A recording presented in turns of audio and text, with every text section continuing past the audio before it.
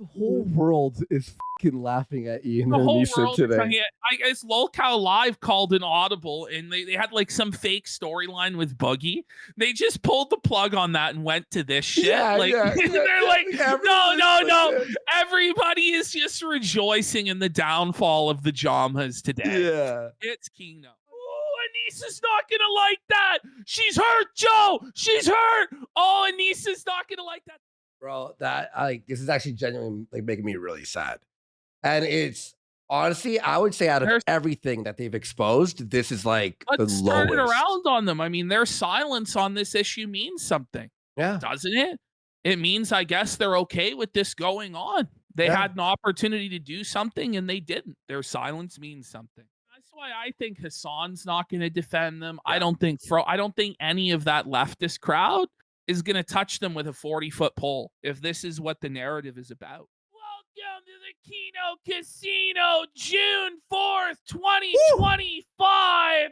And it's the eve of the Switch 2 launch. Yes. Everybody's fucking hyped for Mario Kart World and the Switch 2. That's tomorrow. But what's even more fucking hype than that, guys, is what just happened. Oh my God. What we just witnessed was the live execution and burial of the Jama's careers online.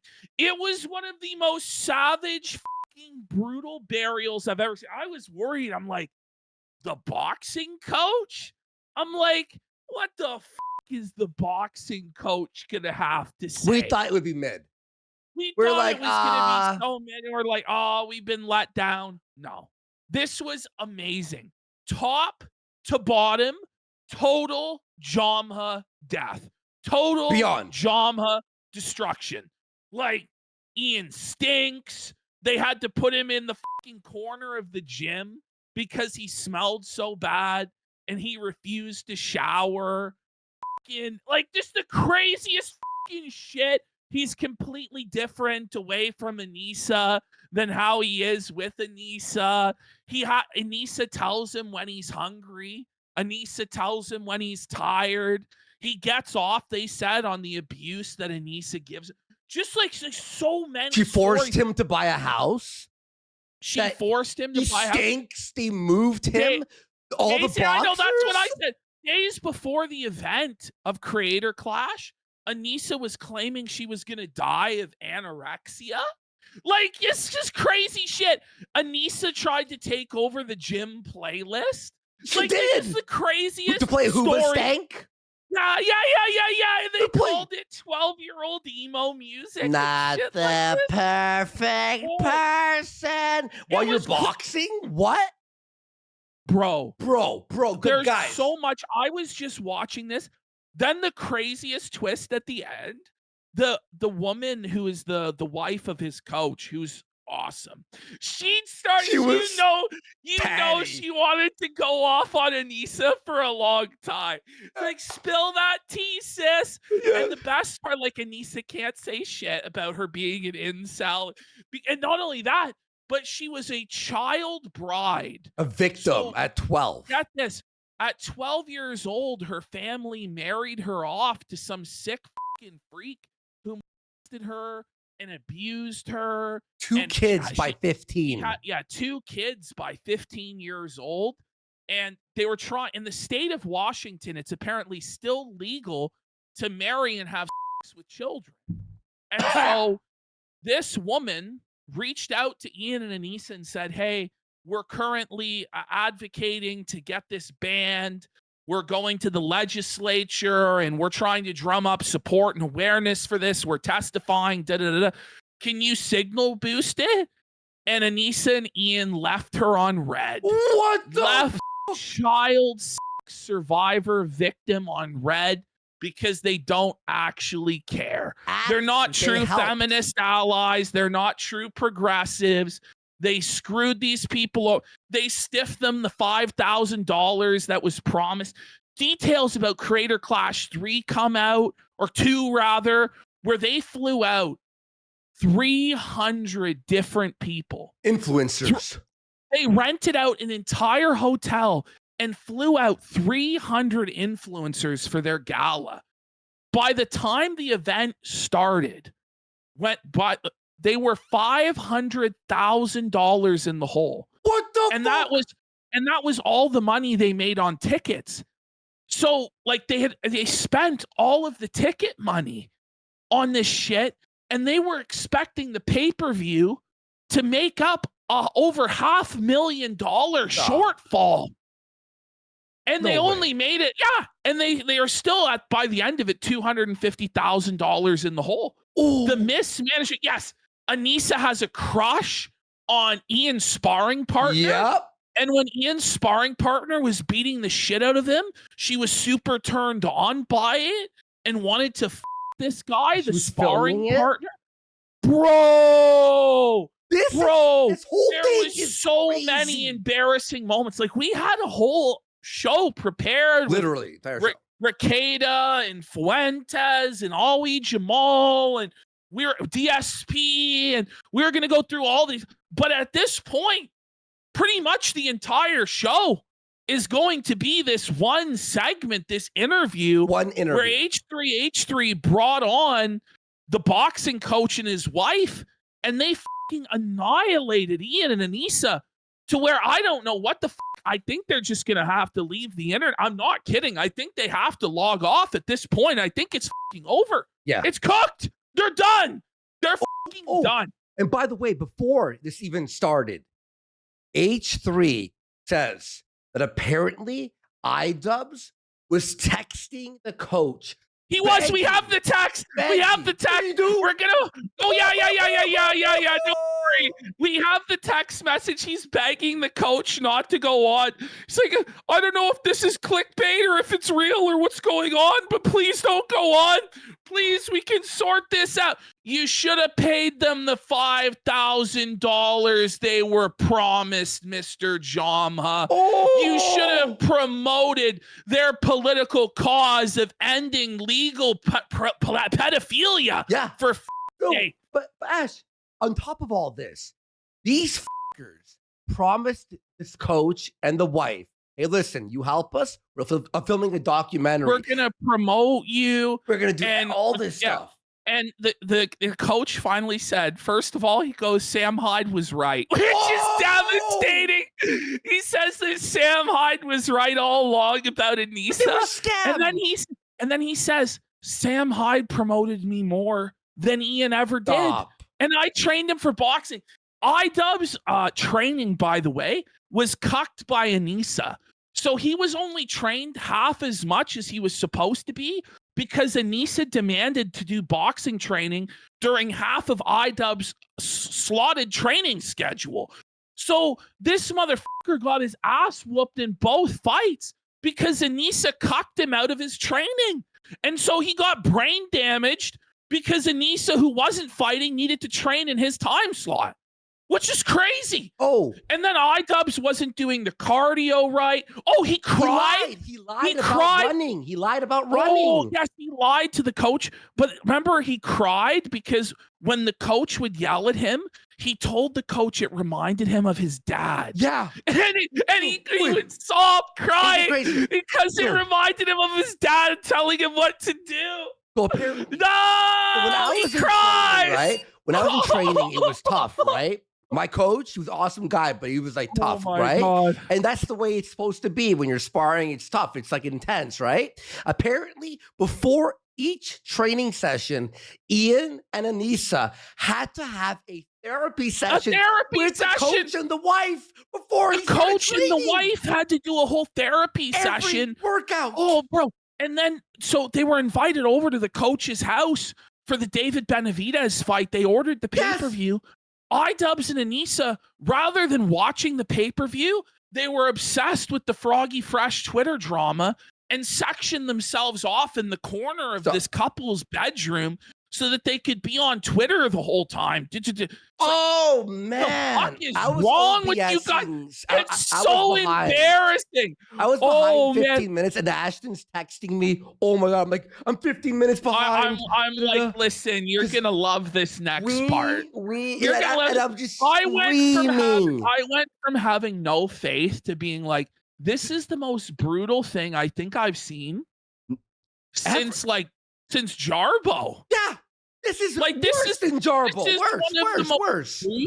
ruthless snakenings I've ever fucking seen, where they just held nothing back and just absolutely felted the Jamas pillar to post. They were fucking When destroyed. you guys watched it, I'm like, okay, I'll edit this. I was OBSing, but we're like, it's going long. I won't have time to edit this. And then we're just like, you don't need to edit this.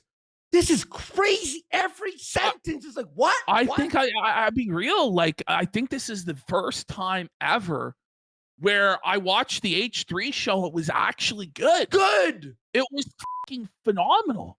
It was like the best shit I've ever fucking seen. So this is the frantic text message that Ian Jama iDUBBBZ sent to his boxing coach when he realized what was about to go down. And at first I'm like, I'm so surprised he's this panicked about the boxing coach. Surely it couldn't be that bad. Oh, it was bad. There's a reason why he was this shook and this concerned. Hey, Michael, not sure if this is a clickbait or not. He's just in disbelief. He can't even believe this is going to happen to him and ANISA. But saw your face on H3 podcast thumbnail. Let me know if it's real. And if you want to talk, I'm hoping it's just some clickbait, because I'd be happy to talk if you had unresolved feelings about me and ANISA. Well, you didn't fucking pay them what you owe, motherfucker. Let's go. The time for this was a Wait. long time ago, Ian. Speaking of this, Ashton, they were supposed to get a bonus of $5,000. Yes, that's what I'm saying. They didn't get paid. So H3 paid him. H3 ends up paying them the $5,000 that Ian screwed them out of. Yes. How bad is it when you're cheaper than a Jew? That's like, there's nothing cheap. You know, no offense, Gabe, but generous Jew H3H3, and these guys are denouncing the Jamas as anti-Semitic. They're saying that all of their Jewish friends, the Jamas, wouldn't want to be around them, and they would find convenient. It's just like, whoa, buddy. So he claims I was going to give the 34% of the profits that I made to charity, which the first year he never did. Well, it doesn't make any sense. It doesn't make any sense. Why would you need to get the money first to then donate it to charity? So it then gets taxed when it goes to you, and then it's less going to charity rather than just giving the money to charity? It made no sense at all. He's like, I know this is going to be hard to believe. Yeah, it is hard to believe because it's a clear fucking lie that makes no sense, Ian. And you're getting pressed by everybody. Mudahar's come out with a video now dunking on them. Hour and 20, everything. Oh, man. Every big creator now just coming out to expose them and just dunk on their lies. So I don't really know if they're going to be able to make it past the weekend. I have a feeling they're throwing in the towel and shutting it down. Maybe they're going to come out and go to war and try and sue the boxing coach or whatever. But I genuinely think they just need to log off. Yes. There's nothing that they can say at this point that's going to fix this. They got cooked so bad.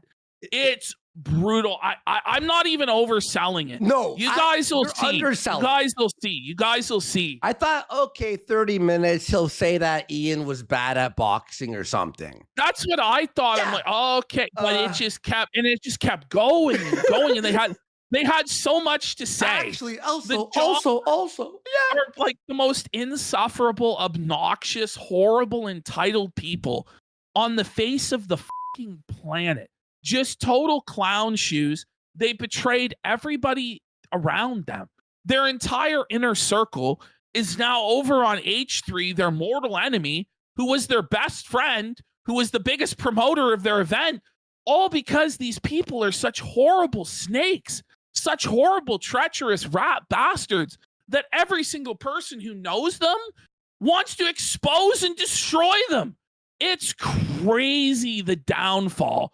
So let's try and cue it up a little bit back before this. We're going to go over this. It's super fucking long. Let's pound through it. Let's just hit it. Okay, here we go. Ready? Bye. If you're watching on Clip channel, remember to hit like, subscribe, and ring the bell. Ring the bell. We are 30 subs away from 40K. You're probably watching this at 40K subs. Congratulations to us. Okay, here we go. Camera. Oh, yeah. Thank you. Here we go. And and then Harley, we're gonna bring in Harley too. Oh yeah, and then Harley comes in. It's even Harley, their head janitor, has snaked and is now here. It's like, bro, you guys are screwed. Like everyone, one by one, is. And then, by the way, it was revealed by everybody there that they all hate Nathan Barnett. They all hate Dad and talk about how creepy he is behind his back. So it's further vindication for Froggy and everything he said. Ooh. This is great. We got to let's hit play. Let's get through this. Because Harley, you're here. This first part's a little slow, guys. Have some patience. Yeah. I promise you on my fucking life, this is Kino. It's the best. It's unreal. The best It's content. unreal. Best content. I think if they turn it back now, it might. Oh, maybe try going. Try going. It has rotate. Oh, there you go. Yeah, thank you guys. Thank you. There it is. By the way, real quick, Anissa and Ian were probably watching, screaming. Oh, bro. No. Anissa, especially when they start telling the stories about Anissa, I know she's spiraling and losing her mind Right now. because she gets felted so bad. It's so righteous. Yeah. All right. Here we go. Harley, you here? Can you hear me? I was talking. Buddy. Here we go. Here we go. With these guys. And so how did you guys connect? Kind of Michael, Kate, and Harley, you guys were in touch, right? Well, I know them from Creator Clash, actually. That's how I met them. And I never saw the clip, Michael, of you saying that you could beat up all the coaches. I'm telling my coach, we'll see about that. I don't know. He's not going as hard. The one thing I wish we had time to edit this for was just to remove all of Harley's low IQ interruptions. But that's Hard okay. as you do every day, but I don't know. I don't know. I've seen Michael. He's a beast. Yeah. I don't know where he gets all that energy. I'm not a morning person, so someone like Mike. You love your guys' dog. Harley, Harley, stand back. Oh, by the way, so right away, like they're so felted. The Jamas are. You have this couple. They're married. Yeah. They have a really cute dog. The woman is like a child sexual abuse survivor. Like the Jamas are so screwed, bro. All of their these are incel, right wing, racist, dirty chuds. It's not gonna work. It's not gonna work, guys. It's not gonna work. I love your doggy. What a girl or boy? Girl, 12 years old. Just like Aw, she looks so like a little puppy Just still. setting the table, just to felt them. Yeah, she still does, yeah. What's her name? Winnie, like Winnie the Pooh. Oh, I love her. She's got a little bowl cut. Yeah, well, her hair's too long right now. We had to shave her body because we were out. Cute. I have two Very cute terriers. I've got a Yorkie and we met one of them when with we were them. there. It's very, we did. So it's like an interrogator as they bring the coffee. At this point, I was like, "We're screwed." It's Yeah. Don't worry, it's just hit play. Guys, first of all, thanks for calling. I really appreciate it. Great. Hold on one sec. Sorry, I have to request access from myself. Go to 1.5. Yeah, I'll be in his corner any day. Eat the three of us recently, but my grandma got sick and I had to bail last minute.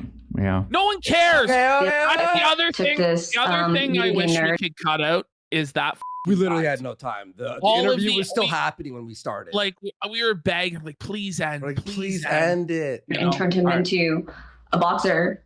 And so that's how they sold it to us when they first came to us.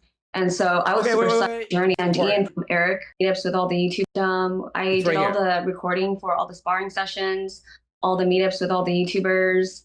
Wait, what she said they were promised a documentary, and then she's explaining what was happening. And so she did all sorts of recording. She's like a videographer. She did all sorts of filming for them of the training sessions and everything. And this is also iDUBBBZ boxing coach as well. On the right. And what they're saying here is they were led to believe that this was a charitable event, but and as a result of that, they charged a lesser rate to iDUBBBZ and ANISA than they normally would have. Okay. But now they've learned that it was all a scam and it was all for profit. Yeah. So And that's what they she's were explaining fucking right now.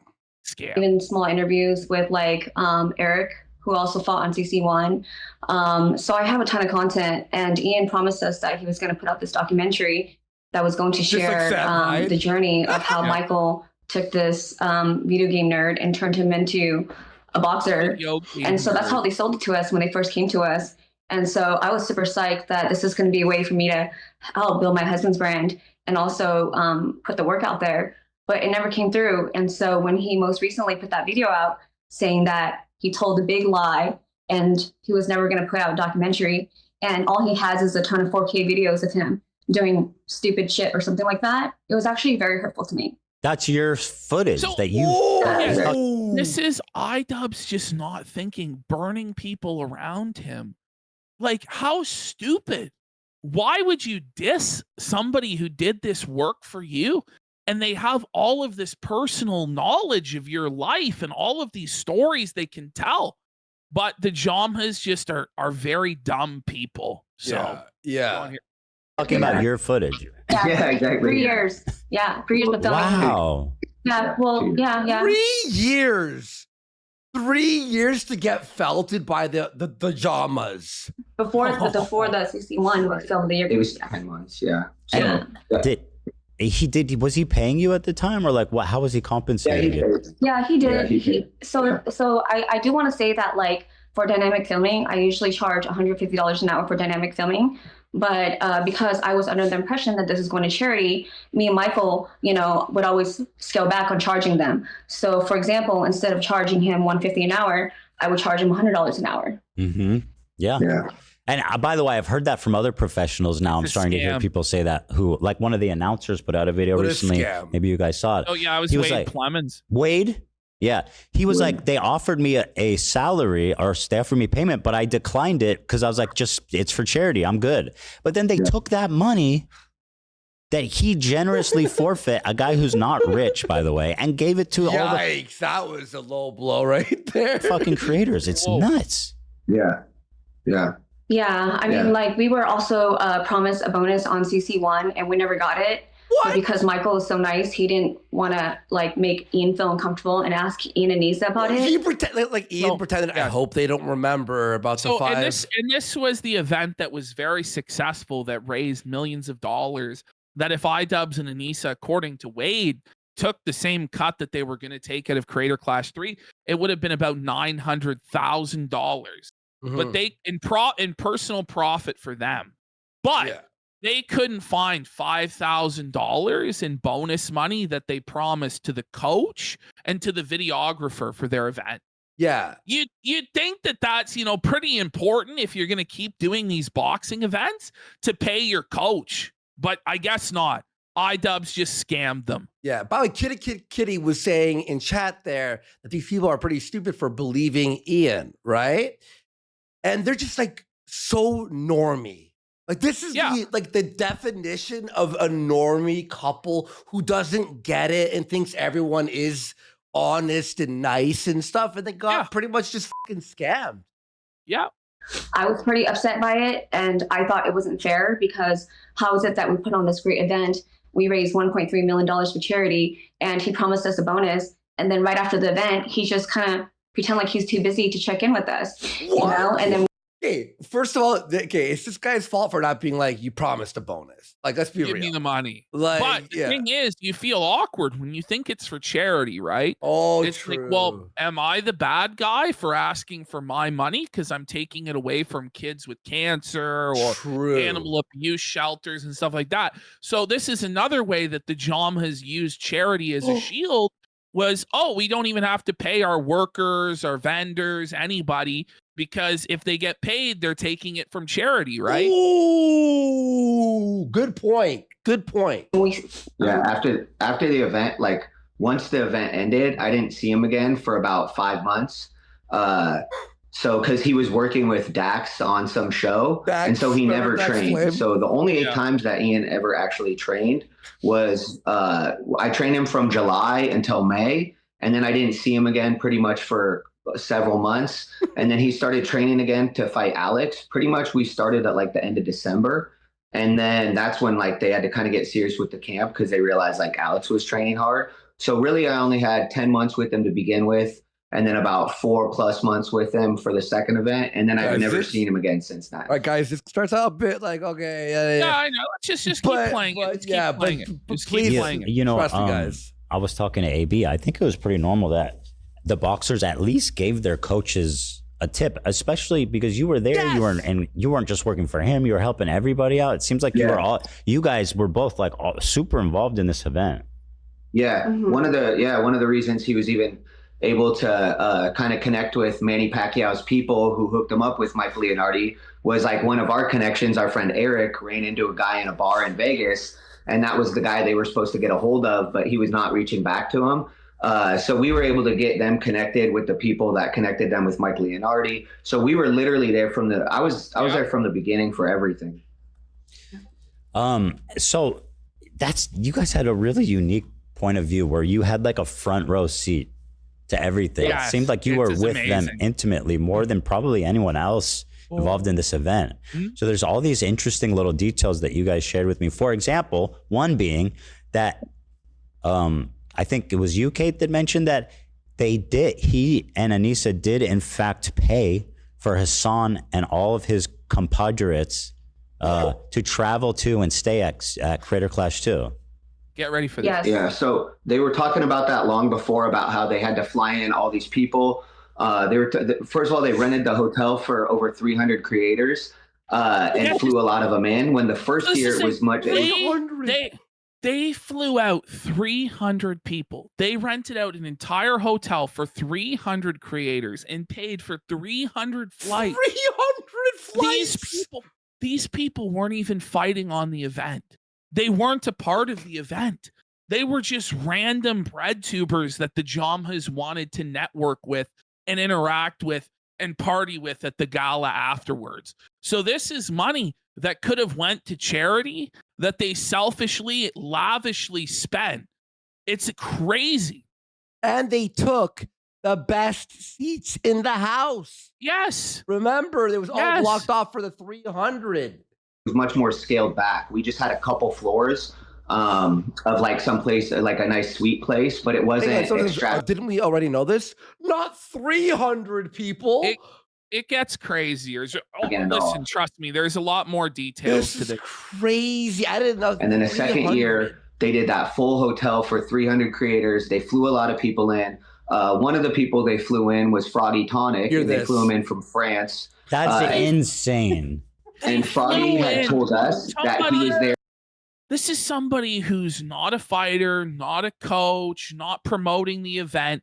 This is just an editor friend of the Jamhas that they took money that could have went to charity for and paid for an expensive plane ticket all the way from France to Florida. Salvage the documentary. Yeah. And that was super offensive to us because we're like, what do you mean salvage the documentary? And he said his job was to go around and like film ANISA having interactions with everyone. So we didn't know if that meant they were going to make the second documentary about actual quick documentary. Pause here. So to salvage the documentary about Creator Clash, they had to have Froggy Tonic film ANISA.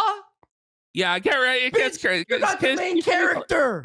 About how like ANISA was responsible for the event, because she did put a lot of work in for the first event and she did put a lot of work in for the second, but at the same time, in the first event, she didn't get credit for it. So she felt like she deserved all the credit. So I think that's why they paid Froggy Tonic to come film her. ANISA felt like she deserved all of the credit for everything that was going on. So she brought out her own personal friend to film her and make a documentary all about how she was the one behind Creator Clash 2. And obviously that never saw the light of day because Creator Clash 2 was a failure thanks to ANISA, because she was responsible for it. And that's why it was a train wreck disaster that lost hundreds of thousands of dollars. Oh my, kitty for 25 subs. Let's go. And Rowan Emperor for another 5 subs. Thank you. Yeah, she's the main character, folks. Right? This is just the tip. You. This is just the tip of the Feldberg. No, it's not Feldberg. Yeah, and follow her around MVP for the second event. Kitty, thank you. But yeah, they flew in a lot of people. They rented out the whole hotel for 300 creators. And when we asked them if Ian's dad was going to be there, because he was there for the first event, they said they couldn't afford to fly Ian's dad in. What the fuck, man? How slimy. So Ian has money to bring in Froggy Tonic, to bring in Hassan, to bring in Frogan, to bring in all of these irrelevant fucking bums who don't even promote the event, who don't give a shit about the event, all just to network to please his wife. But he doesn't have time or money or interest to bring out his own father. Snakes his own family, says there's no money for you, Dad. There's no money for a few $100 plane ticket, Dad. But I have money to fly out 300 people who aren't even on the card. Yeah, that's crazy. Off of that. And a lot of people are confirming this on Twitter who were there or who know Ian and ANISA. It's like, this is crazy. Yeah. I know. Brogan needed 2 seats, by the way. And Froggy Tonic told me directly, because I met him at the hotel, right, where we were all staying at in Tampa for CC2. And he was like, oh, you're the videographer that has all the content of Ian sparring. And I said, yes, I'm super excited. I've been waiting for this documentary, but it never came out. So I heard that you're taking it over now and you're going to help with the editing. And that's when Froggy Tonic told me that, yeah, Ian and Issa brought out his whole crew from France. His whole crew? His whole crew? From France? What do you mean? This is how wasteful they were. Oh. They already had the videographer, this Asian woman, this guy's wife, right? They already had a videographer. They also hired, as we're going to find out, Getty Photos to come in and do photos and recording and everything for the gala. And then on top of that, they brought in another videographer, Froggy Tonic, and an entire crew as well. Yeah. This is crazy. It's unbelievable. So you've hired 3 different sets of people for the same job with charity money. And it was never completed. There was no documentary. No. It was a lie. Yeah, nothing was ever produced. Yeah. It's like ridiculous. Well, he had a few people that were holding the cameras, his camera guys, because the interesting thing was that usually when like someone is a videographer, they would be the one filming most of the time. But it was interesting to me that yes. So Froggy Tonic brings out his crew and he's not even filming. He's chilling while his fucking crew or whatever doing all the work. All expense paid vacation, right? Oh on charity's dime, and his crew is doing everything else. It's crazy. Wait till you see photos of him, folks. Whoa, buddy. He was just directing? Yeah, he was more directing. This fucking guy thinks he's Spielberg? It's crazy. What the hell's going on? Camera people with him that were actually doing the work. I don't remember that, but I do remember for a fact that he had told us that he was flown in to salvage the documentary. Anyway, so we were just offended by that because we were like, what do you mean salvage the documentary? And then him saying that he had no idea how to make the documentary for the first event. I had taken him from like 140 pounds as like never played a sport a day in his life. 10 months later, he ends up fighting Dr. Mike in front of over 10,000 people with 100,000 pay-per-view buys. And the fight itself was like a rocky moment. And then he literally took interviews with everyone before the fights, after the fights. He got all the coaches to interview. And then he said he had no way to make the documentary. So I was just like, how laziness. What a massive waste of time and money, isn't it? Yeah. Like these are resources that were taken away from charity in order to do this vanity project for the Jamhas, this whole documentary about it. And they didn't ever end up even using any of the footage. Just total waste. Well, let's be real here. If they didn't spend the money on this documentary, it would go right into their fucking pockets. Let's be real. Let's be real. Absolutely. Yeah. Absolutely. Yeah. Yeah. AB made a documentary. Everybody made a documentary. AB, Harley. I was in their documentaries, but I wasn't in Ian's documentaries. What the fuck? He was in the documentaries of all the other fighters? Yes. All the other fighters that he was helping out with, they all came out with documentaries. What's iDUBBB's excuse? There is none. Yeah. It's so sad to work on an event, like to work such a big event like You Creator guys were Clash. so invested. Yeah. We're so invested. And yeah. it would always drive me crazy because I could tell Ian wasn't really proud of his work. So one of the big things is like it was very hard to get Ian to train because he doesn't like boxing. He doesn't like boxing. Well, that seems to be somewhat of it. So it's just totally exposed. Remember when he said it was like his passion? Yeah. You know, he called Creator Clash his baby, and ANISA and Ian said they were obsessed with boxing and they loved it and this and that. Turns out that was all a fucking lie. Yep. Ian hated boxing. It was ANISA that forced him into it. Yep. A sticking point. Yeah. So I would try to make the session Because he's boxing, just to be clear. Yeah. I mean, he doesn't. But I think that's why it was as traumatic as it was for him as well, because he was dealing with like a lot of trauma and a lot of issues when we were in our boxing sessions. No. And don't get me wrong, that happens with a lot of fighters in general, because fighting's a very hard, whether you're fighting MMA, boxing, whatever, it's very hard because you're getting beat up constantly, and then you're supposed to show up to the gym the next day and the next day and the next day. AB can attest to it, right? So it's mentally very hard. So I did feel bad for him because I could tell his heart wasn't into it. So then to be into something like that your heart's not into, that's why I didn't see him once the first event ended. We didn't see him again for several months. And I told him, hey, come in once or twice a week, train for fun, make it fun for yourself. Because when you're in a fight camp, it's not really fun. You just have to keep training. Right. But then he never came back. And then so I was like, oh, wow, he really doesn't like boxing. And then he did an interview with Anthony, or the guy from Smosh, and he was talking about boxing. And I was just like, oh, he doesn't like boxing at all. And he's making it like public now, the way he was talking about it. And then even in the video where he's trying to promote Creator Clash 3, he said, oh, all I have is 4K footage of me going, and it's like, that's called boxing training, Ian. That's what boxing looks like. What did you think it was going to be? What did you think it was going to be, buddy? Like, this crazy. What you're doing. And then if you notice, after he walked out of the third event and stepped away, he goes, I'm through with this boxing shit. I've been doing it for 4 years. And I was like, well, wait a minute. You trained for 10 months for the first fight. You took 6 months off. You trained 4 months for the second fight. And then you never came back to boxing again for over a year. So I'm like, how are you sick of boxing? Like, you obviously hate boxing. So, yeah, so it was hard for me as a coach to just get him to train. Also, like, half of the sessions, we'd have to train ANISA. So here it is. Every session. Oh, no. Get ready. So this is what's crazy. This is iDUBBBZ's training sessions, his booked off time. Half of the time had to go to ANISA. So ANISA was cucking him out of his training time. And you don't play at boxing. Like, boxing is serious shit. You can get brain damage, be changed for life. And he's only training half of the time he should, because that time's going to ANISA, who isn't even fighting. And then he got his ass handed to him in 2 fights where he clearly got concussed and brain damaged bad. Well, and it was all for her to say, I'm training too. I'm boxing too. All vanity bullshit. Instead of being just training for Ian for a fight, I would have to take half of the session and train ANISA. So whose idea was that? Hers. No! I told but the thing about it is Ian goes along with it, right? Because I feel like if Ian would have said, hey, no, I need the time to train, it might have been different. His wife is laughing. She's laughing at you, Ian.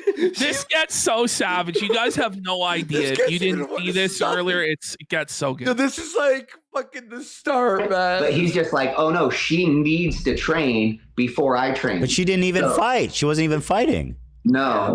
And so literally, in like the training footage, half of the sessions I had with him would be with her. And then she would come in with like all sorts of drama to the gym. One day she was super dramatic, and I was like, oh my gosh, what happened? And she related Will Smith slapping to Chris Rock to somehow Ian having to defend her online. So, bro, ring the bell. This is crazy. That's crazy. Bro. And it ruined the whole day of training. No, and it just fucks up the whole gym. Mind you, this isn't like a tiny little gym. This is a 5,000 square foot facility with like state-of-the-art equipment. There's dozens, if not hundreds of people in there training and stuff. ANISA comes in and just derails the entire gym with this whole drama story about how Ian has to defend her honor on Twitter because he needs to stand up like Will Smith did for his wife. Funny thing though, Will Smith is also a cock. So, like it's the cock's leading the cocks there, pal. So she was like super dramatic the whole day. And I'm like, I can't even train Ian today because she's so dramatic. So that was Give me a sec. Give me a sec. He's so happy. He's so happy. He's so happy, bro. He's so happy. He's like, I got these motherfuckers now. Bring it up, Klein Dub, bro. The slap, guys. Yeah, yes. Oh, it's beyond. She came in distraught, and I'm like, oh my gosh, what happened? Yeah. She's on she's on the slapper side, right? Like she was empathizing with Will. You gotta do this.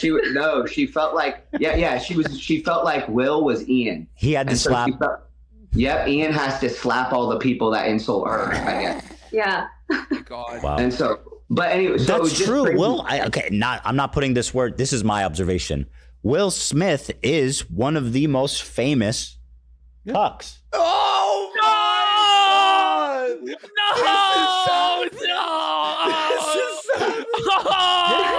And again, that's my analysis, not your guys. But it is an interesting analogy, right? For them to be idolized because Jada famously had an affair with her son's Jaden's friend. Son, his friend. Yes. So I wonder if that's how they relate more so than the slapping. Isn't even anything yet. It's just me. I'm doing a little psychology here, in Los Angeles. I got a couple questions actually, if you don't mind. Harley, what's up, man? Yeah, please, by all means, chime in anytime.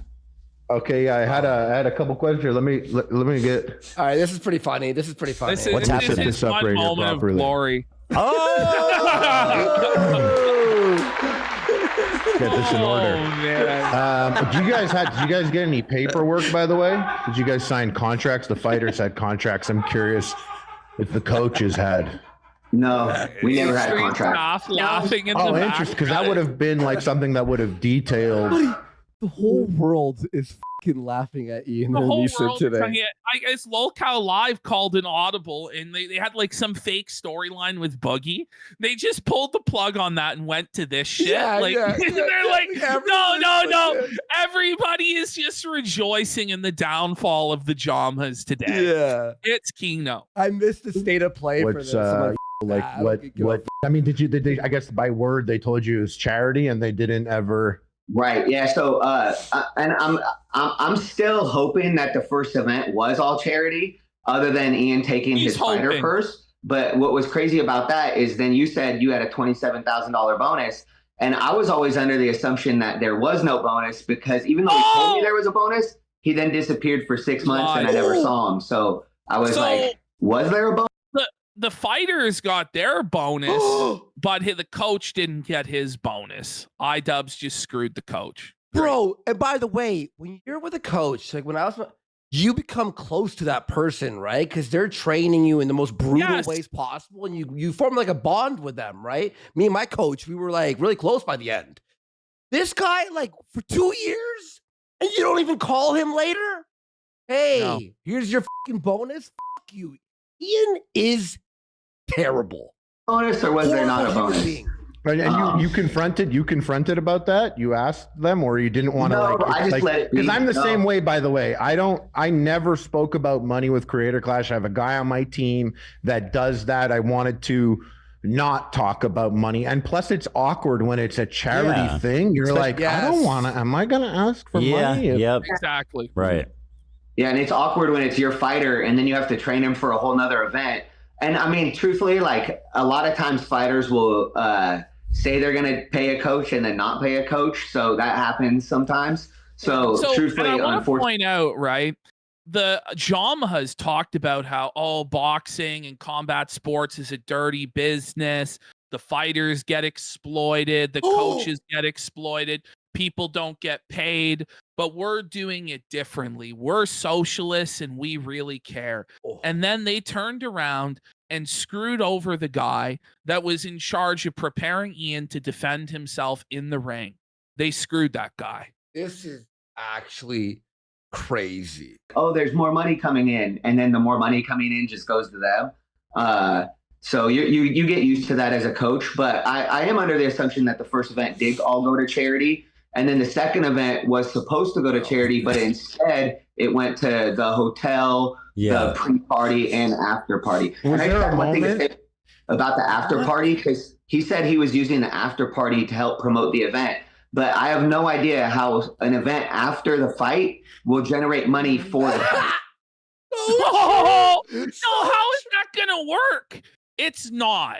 There's no way that an event after the fight has happened, after all the tickets have been sold, all the concessions, all the merchandise, all the pay-per-views, this event after the fight is somehow magically going to bring in this huge source of revenue. Yeah. And like none of what Ian said in his concern trolling video about Creator Clash made any sense. In fact, none of it made any sense. It was completely incoherent, but we'll be covering that on Friday. On Friday. Yeah. And by the way, like this is like Ian and then like ANISA are just crazy pathological liars. Oh yeah. They're twisted. It's like a sickness.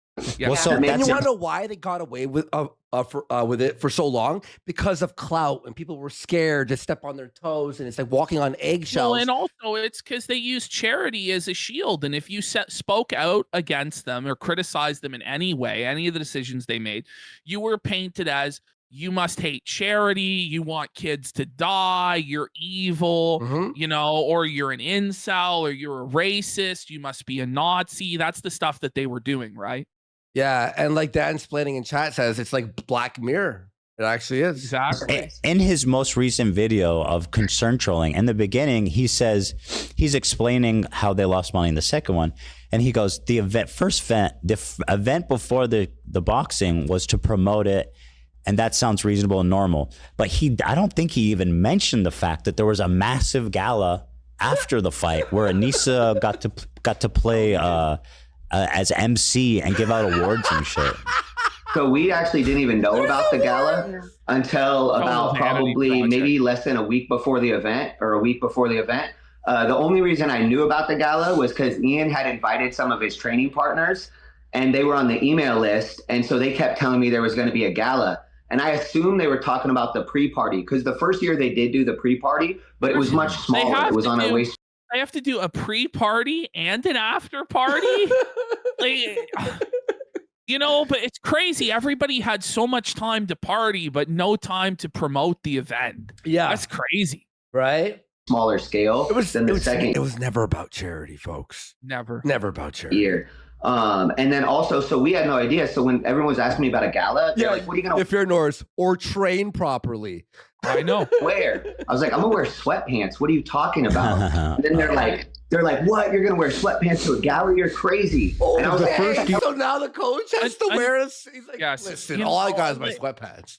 But like, ANISA thought this was the Met Gala and that it was going to be this huge draw. Oh, you get to be a part of this amazing after party with all of these prestigious and famous people, and it's just ridiculous. Yeah. It was like the first year was like a little party thing. It was like a Sweet 16 vibe, which is all you need. Like, it's game set up. Yeah, we so had totally Super charity. Smash Brothers set up. It was in the hotel both years. that sounds great. It was much more casual, but if you dressed for that, like I was told specifically to dress nicely for the gala, that there would be pictures and such. We found out it was a red carpet event that they flew Getty Images in for. So This is crazy. Getty Images? Like, was that really necessary? to fly in one of the premier institutions in videography, like for this event. Oh my Like, God. how expensive is this? Like when you're doing it for charity, you're supposed to be doing it as like cost effective as you possibly can. Was there nobody? Of course there were. These people would have done it for free. There are people who would have done it for free for charity, you know, but they decided to bring in a super expensive company to do all of this because they're super prideful and they want to feel special. Buddy. Straight up flew Getty Images to take pictures for the event. But Yeah, they're the only. When Go ahead. Sorry. Oh, I was just going to say, when we asked them about it, and I said, hey, is there a gala? And they said, oh, you guys don't even worry about it. You don't have to go to that. And Oh my So they're not God. even invited. The coach isn't even invited to the gala. Buddy, that's But rude. Hassan That's and mean. Frogan are. That's bullshit. That's not even rude. dude. That is fucking cold-blooded. And I said, what? This is what Anisa said. And I said, what? And I said, well, some of the sparring partners got invited. And she said, I don't know how they got on that list. They weren't supposed to be on the list. And in my mind, I'm like, Ian had invited them. He sent them the email personally. What right? a disgusting human being she seems to be. Disgusting. I'm sorry. Oh, she didn't want any of us there. She only wanted like creators there or people that would, I guess, make her feel like she What could a get. fucking whore. Anissa's a Ah, fucking horrible. dirty whore. So she told us we didn't have to come to the event. She doesn't know why we would want to be at the event. And I said, what's the event for? Yeah. And she said, and it's an award show. And I said, what are the awards for? And she said, they're awards for the boxing. And I said, why wouldn't his coach want to be there? Why wouldn't his team want to Well, be there? exactly. I was like, that makes no sense. So everybody else, all the other coaches I talked to, I said, hey, did you guys know about the gala? They said, yeah. I said, did you bring a Okay, it's over. Every other coach knew about the gala except for the head Except coach. for iDUBBBZ's own coach, who they snaked. Oh my God. suit for it? And all of them had freaking like 3-piece suits with like Yeah. kerchiefs and everything. I had sweatpants. I'm like, Oh, what the dude, that's so messed up. Why? It's like you're the guy connected with the event organizers, and they're explicitly excluding you guys.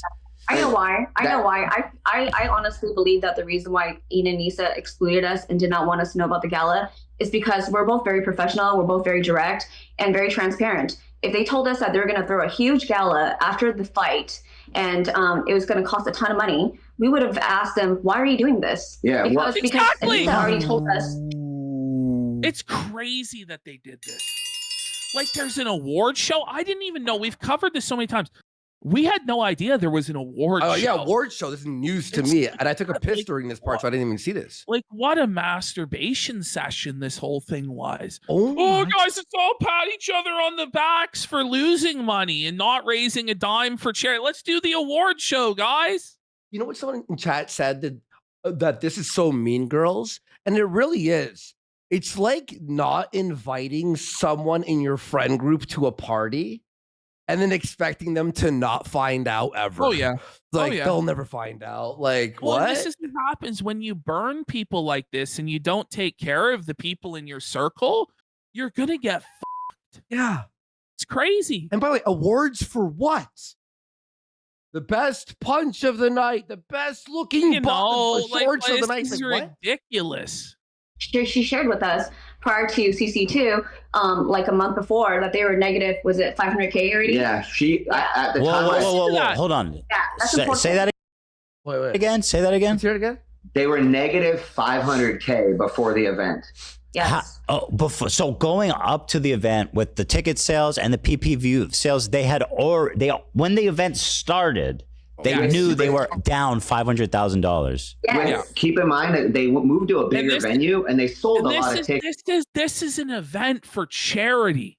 Yeah. And they put themselves $500,000 in the hole after they had sold all the tickets, which they sold way more tickets, I guess, the second year than the first year, and they are still $500,000 in the hole. Look, I'm gonna say this right now. They need to be class action lawsuit. This is crazy This- levels of fraud and waste and abuse. Yes, no definitely. wonder they're leftists. Yeah, definitely. Tickets. Definitely. But before the event had started, they said we're fine. So the reason we found this out was because I wanted Ian to start doing 2 training sessions a day. And I said, Ian, you need to start Heaven doing 2 forbid. days. And he was like, why should I do 2-a-days? And I told him, I was like, Ian, you're not good at boxing. Ian, you're not good at boxing. Ian, listen. It's like, why should I train so that I don't get fucking brutally beaten and get brain damage? Well, son, you're not very good at boxing, and I'm worried you're gonna get knocked the fuck out. Oh no! There's someone in the chat said that they're the Bluths from Arrested Development. They really are. Man, my brand is at stake. So you need to do 2-a-days. That's what pro boxers do. And so I Wait, told did you him actually say that to him? Yeah, yes. And then I told him, I said, my brand is on the line. I said, you can go back to YouTube. My whole life is fighting and coaching fighters. And I'm like, so if you don't have a good performance, that's going to look bad on me. Yeah. After the first event, so for the first event, he didn't do any of his cardio. So that's why I ended up gassing out so bad. And I truthfully believe if he would have just done his freaking cardio, that he would have won that fight. But they couldn't do the cardio because 10 weeks before the first event, ANISA wanted them to buy a house. So What? Oh my God! So ANISA literally cost her husband this fight. He couldn't do any of his cardiovascular training that was necessary to have the endurance to perform in that fight, thus leading to brain damage. All because ANISA demanded, with 10 weeks to go, that he drop everything and go house hunting. Yeah. Cardio is really important. You're in the ring for 3 minutes, you're dead. Oh, yeah. You're done. And why? Okay. You're running this event for charity. Millions of dollars are on the line. Tons of people are viewing this, and you're going to fucking risk it? Wait for the house 10 weeks later. Oh, man. Instead of doing 2 training sessions a day at that point, they had to cut out training to go look to buy a house. And he moved into his new house the week before we left to Florida. So he literally wasn't training like he was supposed to for that whole first event because they wanted to go buy a house when they could have just rented a place for 6 months or a year. And then Ian could have focused on the fight, had the fight, and then found a new place. So I found that super offensive. I'm like, you're not doing anything, I'm telling you. And they would lie to me. And What do you lie? That's like lying to your doctor. It made no sense because he acted like I told him to do things because I wanted him to do them. And I really wanted him to do things because that would help him win the fight. Yeah. So when I tell him, hey, you need to do this, he'd be like, and then not really do it. He didn't realize how important cardio was until the second fight. What do you mean he didn't realize how important cardio is? That's Everybody that's knows. like the entire. Any lay person knows that would be the single most important part of the boxing. What the is fuck? having the athletic ability to continue doing it. By the way, you can't. Oh, buddy. In between the house hunting, do your cardio at night or in the morning, vice versa, when you're not busy? Wouldn't you be scared, like motivated by the fear to train and that you might get humiliated or seriously hurt or permanently brain damaged? Yeah. But no, I guess it was more important to please ANISA than to actually prepare himself adequately to defend himself from somebody trying to give him brain damage. Yeah. I did cardio, though I didn't need cardio. Yes. I know, buddy. I know. Everything. Yeah, I did the hardest cardio and I did not need it. Everything. That's That's didn't need it. No. whole thing. It literally is everything. Yeah. Yeah. Well, you know, hearing all this, it strikes me as ironic because he was always, and ANISA, going on about how they hold boxing in such high esteem and they want everyone to train and this is life or death. This is serious. You get in the ring and people die in the ring. And and hearing him speak so loftily and respectfully about boxing, but then hearing he's like, oh yeah, no, I lied to my trainer about running. It's like, what? Yeah, I feel like a lot of that was them regurgitating what I would say. A lot of it, when I would tell them things about boxing, they would go repeat those things. I don't know how much of it was like them actually believing it. But so for that second event, so I tell him he needs to do 2-a-days. This is like 2 weeks before the fight. I'm like, we need to do your 2-a-days. And I said, my brand is at stake. Well, he went and told ANISA that I told him my brand was at stake. So the next day she comes into the gym super mad and she's like, our brand is at stake. We're $500,000 in the hole right now. Why What would you is that? Oh, buddy. I thought you were responsible for managing it all, ANISA. Oh my God. ANISA comes in. We're $500,000 in the hole. And that's the coach's fault. How? Oh, man. Wow. I wish I knew that. I wish I knew that at that time. I think a lot of the fighters would have liked to have known that. I don't think none of them needed to be in the dark about that, you know? Yes, completely. Well, and that's the thing. They said you guys didn't promote enough, but they weren't honest about the fact that they were spending the money from the ticket sales. Isn't that crazy?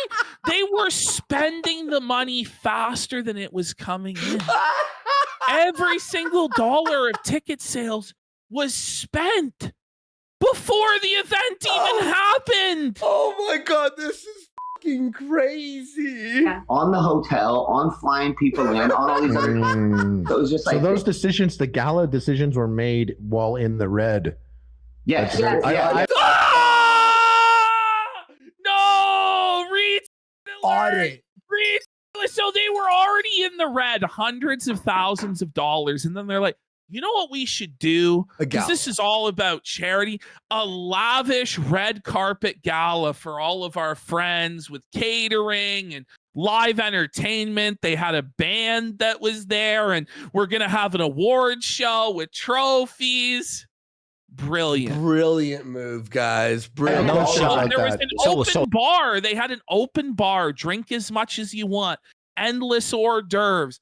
Crazy. This honestly sounds like fucking fraud. She was like, we're already down 500,000.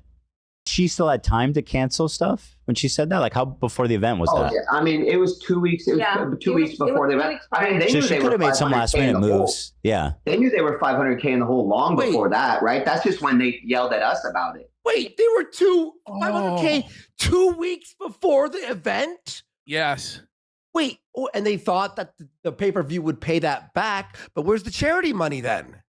There is no charity money. The charity money would have been fucking hardly anything, even if it was a success. Oh, man.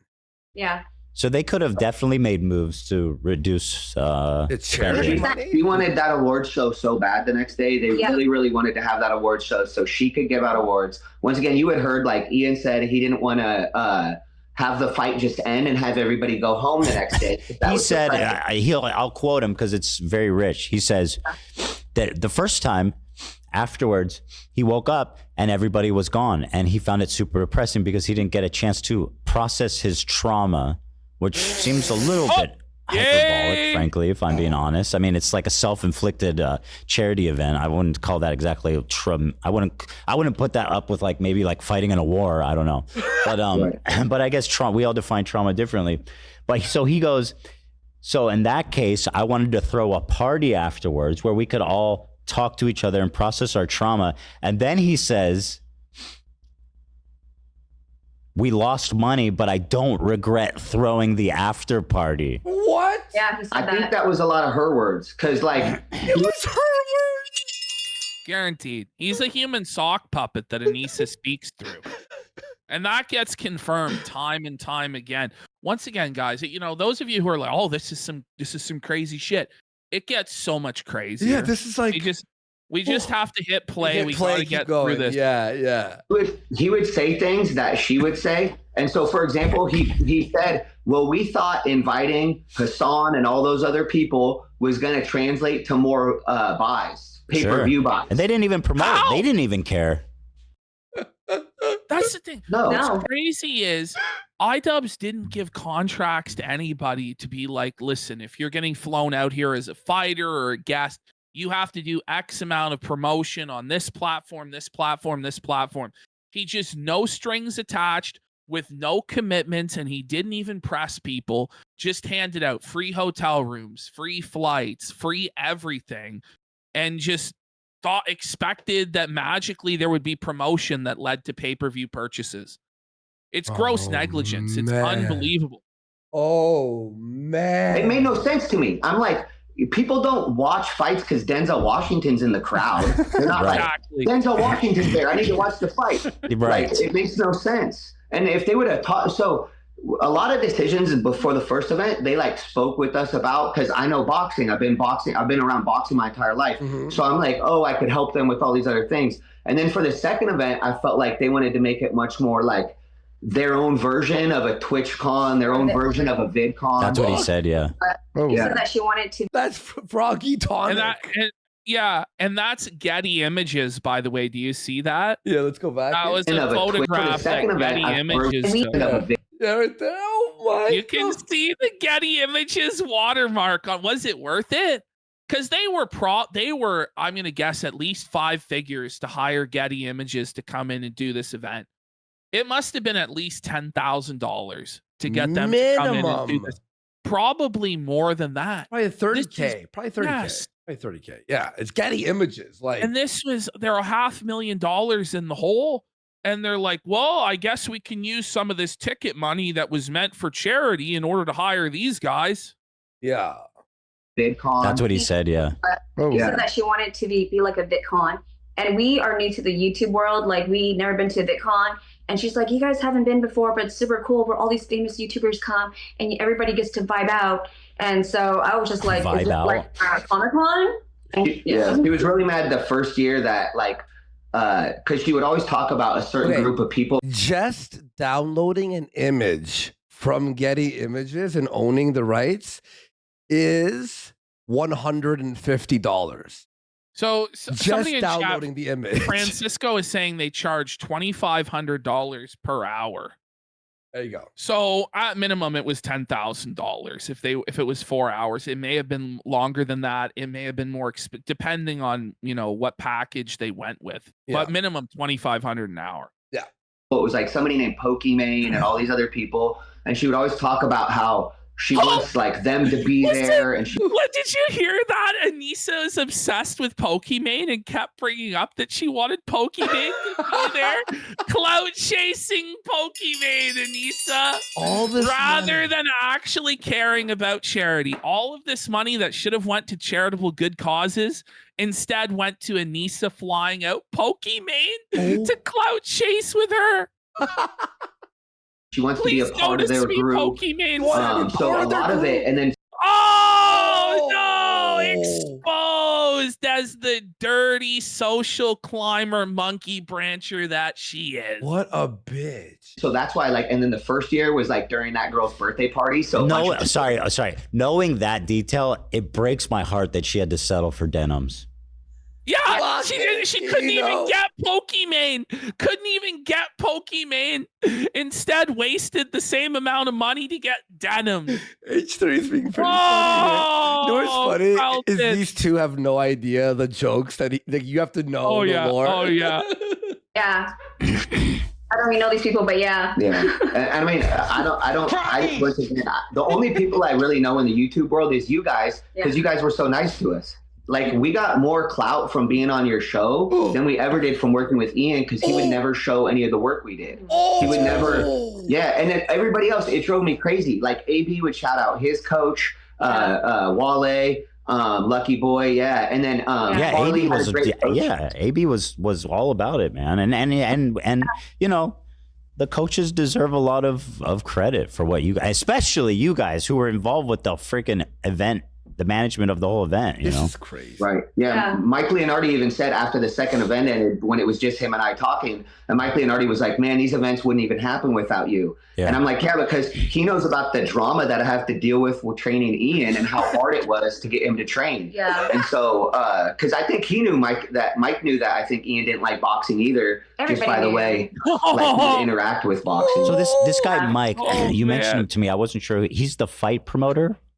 So he was the manager that they got in touch with. So what happened the story of this event was amazing. Like, Ian had to reach out to all these people. Yo, and they were, Daniel in chat says, stop, Ian's already dead. No, this is man. nothing. This You is like guys have no idea. They haven't even started saying the good shit. the baseball bats come out We're later. not even close. We're not even close to the good shit. We got to just keep weird. playing it. And then he reached out to Manny Pacquiao, and Manny Pacquiao hooked him up This with the is all guy. nothing. And then that guy ends up putting him on a phone call, and that's how they met Mike Leonardi.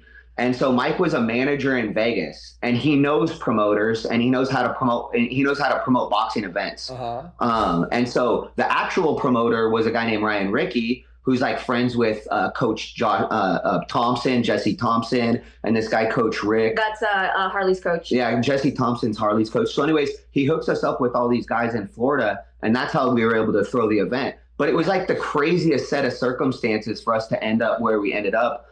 So I wish Ian would have told this story. He should have been proud of the story. Right. Yeah. I had a quick question. Sorry. You want to go Yeah. or should I go? Oh, I was going to Holy say, shit, oh, yeah. I'm being silly. Go ahead. Roll it. Oh, This Hila had a guy's funny silly over here. comment. She said, Hila donated. I hate when she does that. Why is she giving money to Google? That's our money. Anyway, she said, too much dumping in here, you guys. Stop. This is not what podcasting is. I know. I was afraid this was going to be an emotional dumping ground. They don't. That's just crazy. They're not haters. They're not A-logs of iDUBBBZ and ANISA. They're not following this. They have no idea what that reference was. It went right over their head, and they took it seriously as though they were like emotionally trauma dumping, and it was too much. And I was like, oh, I hope it doesn't sound like Anyway, sorry, Harley, go ahead. I was going to ask because just your opinion. Do you think that they were intentionally misleading with any of this, or just sloppy in their execution and communication? just sloppy. I think it was just sloppy. Like, that's the thing. Like, I still freaking, I always had the best. You want to be around people that want the best for you. And I always wanted the best for Ian. And so I always felt like, man, like, we're going to break through. We're going to have this moment where we break through and things are going to be good. But then they never were. So in my mind, I think they just got sloppy. I think they thought in the second event they were going to do millions of dollars in pay-per-view sales. And so I think that's why they went so far in the hole, because they just assumed they were going to get these huge pay-per-view sales. Just to be clear, Hila's joking. I don't know if you guys know that. The dumping thing is a joke about something Ian said. Okay. I didn't want you guys to think that I was... You guys dump away, please. We're here to dump. Yeah. You mentioned something. So this guy, Michael, he left. Mike. So he left Creator Clash and went and started working for Jake Paul. Yeah. And he scheduled the Jake Paul event. Oh, wow. For the same day. Yes. Ian's old guy. Crazy. Wait. Yes. Who's Ian's guy? Yes. That's their big connection to influencer boxing is Mike Leonardo or Leotardo or he whatever. was the one who fucking did Jake Paul's fight for that day? And he was the one that scheduled Jake Paul's fight to be the same day as Creator Clash. I thought it was a coincidence. It wasn't. Because even he was sick of them. But that's part of the reason that Creator Clash even existed. Some people might have missed it. But this coach got Ian in touch with Mike. And so that's how Creator Clash was even able to exist at the level that it was.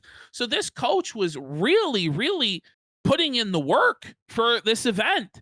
And iDUBBBZ snaked him his bonus money, bad talked his wife doing the documentary. And as we find out, ghosted them when they asked them to promote their political cause. Oh, wait. Do you think that the coach told Mike a Leonardo or whatever, and then he was like, "Oh yeah, don't worry, I got something for you." You never know. You never know. He did, and he had to do that on purpose, right? I think he still owns Creator Clash. That guy. I think he's still part of it. Well, It's just when you have like a Jake Paul, you can. Like, that's your thing. That's going to take priority over everything for Creator sure. Like, the event is 100 times bigger. I said, do you think? Okay, I'm not saying it's the truth. I said my theory. But I think he's still involved with Creator Clash. So, but then why would he do it on the same day if it wasn't meant as shade? It's a great day. It's crazy. It's so crazy to me. When we saw that, I was like, because we already knew it was the same night as it. So first of all, Ian never even reached out to me at all for Creator Clash 3. That's one of the big things I want from this is to like, because what happens when Ian messes with you or messes with these other people, a lot of it comes back onto me and either my YouTube channel or my Instagram, where people start putting a bunch of comments on my stuff. It's probably happening to Harley. It happens to everybody that's related to it, right? Well, like what? So, what did they say? They say fraud coach. They're shit. What? Talk about the sparring videos. So people want to see sparring videos, but Ian never put out any of my filming, so people think that Michael didn't. So people in the comments they'll say, "Oh my gosh, bad," right? Yeah. Because they're like, "Well, did he even train? Is Mike a fraud?" And this is the thing is the Jamhas are so selfish and they're so lazy and they're so inconsiderate. They talk about how they're so empathetic and they're so loving. but there was no empathy at all to consider how this would affect Coach Mike, that there was no training footage that came out, that you lost both fucking fights, you look fucking terrible, you got brain damage. Like, you let him down and you hurt his reputation. And then you get involved in all of this drama with Sam Hyde and Froggy Fresh and now with H3H3. And then those people's fans go and attack your coach and other people around you, when all you needed to do was just do a simple, straightforward charity boxing event that raised money. But is just completely selfish and didn't think about anyone else. What a piece of shit, eh? You never had He's such a piece of fucking... He's like, oh. That's why I lost the fight. Oh, you didn't have him do this. That's why I lost the fight. And I'm like, if he would have released the footage, they would By say... the way, this isn't concern trolling, how Ian was saying it, that we're all like... No, we're just saying you're a fucking asshole. Yeah. Like, you're a piece of garbage. We did all of You those really things. are. But now I have to try to stick up for myself and have my YouTube be an emotional dumping ground in my comment section. Yeah. To try to protect myself. Or my brand. And so it was just crazy to me because... Horrible. Sorry about that, guys. Ian, now is not your time. We'll have time for you. Sorry about that. He's intolerable. Hila is loving this, by the way. She just gifted 20 members. Loving this. By the way, there's people hopping in saying, "Oh, I'm late. We started early." Don't worry. Yeah. Don't worry. The best is still to come for those of you who are joining around this time, because this is around when we usually start. What ended up happening is iDUBBBZ and ANISA's boxing coach came on and just exposed them bad. And there's so many embarrassing stories that are still to come. Yeah. So if you just tuned in now, don't worry. The best parts are still upcoming. Yes. So, Ian almost has this superpower. Maybe it's ANISA together, but they say great leaders inspire loyalty. It seems that everybody in his life, he's forced to be disloyal. He has negative leadership. What do you call that? What is negative leadership? He put people in unwinnable positions where what were they meant to do? Like, what was AB and Lena, what was Lena supposed to do? After the H3 content cop dropped, obviously she couldn't stay on Creator Clash, right? Yeah. What was Harley meant to do when they're like, he's Jewish and the whole event is now anti-Jewish and what is he supposed to do? Yeah. And he was your biggest fucking janitor, Yeah. Leadership. Abuse. Abuse? Okay. Yes. Okay. So you think it's so I guess quantify that. Did you feel like abuse? Yeah, go ahead. Yes, the reason why I say it's abusive is because, for example, the bonus, right? They mentioned it to me, Michael, that they're going to give a bonus after CC1. And then after the event was so great, they just went rogue on us, It's interesting because we invite them to our house for Thanksgiving. We're so nice to them. We open up our lives to them. Wow. They met my kids. You promised the bonus. Yeah, even after they were stiffed on the bonus money that they were promised, the $5,000, they still invited iDUBBBZ and ANISA to their house for Thanksgiving, had them meet their kids, all of this. Oh my God. And remember, she is a child bride victim. Yes. It's our kids. And asked them, can you help me with my cause to stop this law from being legal? No. Yep. Left on red. No, we won't promote it, but they're supposedly such progressive people. And everything. But then once the work is done and they don't need us, they kind of just put us at bay and they make it uncomfortable for us to reach out to them. Or if we reach out to them, they don't respond. So treating us like we're not really in their inner circle, which makes no sense because we worked with them for CC1, CC2. Michael and I have traveled with them to LA, Vegas, Florida. Keep in mind that when we were in Florida with them, we were with them for 2 to 3 weeks at a period of time. That's a long time to be with someone. Yeah. You learn so much about the person. And then you start to realize, wow, everything that, I don't want to say, their enemy's name. What's his name? Sam. I don't want to say he's right, but when we saw that video drop, no, he's right. Oh you could say it. No! Sam Hyde is right. Oh my God. No! I don't want to say he's right, but he's right. The one where he's like, well, hold on. So there's a video of Sam Hyde, and he goes, she's gonna ruin his life. Mark my words. I guarantee it. Is that the one you're talking about? Yes, Anissa was the one that showed it to us because we didn't know nothing. That's so crazy that Sam Hyde was living so rent-free in Anissa's mind that she's showing people who have no idea who Sam Hyde. Look, this is Sam Hyde.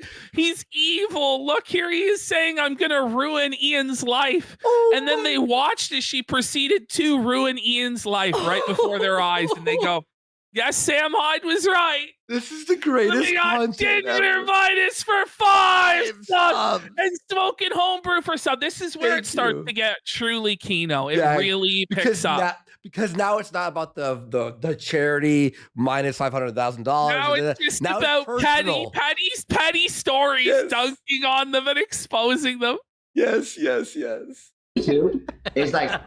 I mean, I was just thinking about that on the way to work because I saw that clip too, and I was like, "Damn!" Like Sam, he was right. Yeah. Well, so what's crazy to me is like, so for example, when Ian did your show for Creator Clash 2, he would never say my name. He would always just go Ian's coach or my coach. And then AB was the one that actually had to say my name. AB was like, "Oh, you mean Michael?" And then I was like, "Thank you, AB. Appreciate you." But so, and then same thing when he did the other podcast, he said, "Oh, my coach is he's really tough. He has toxic masculine qualities." Wait.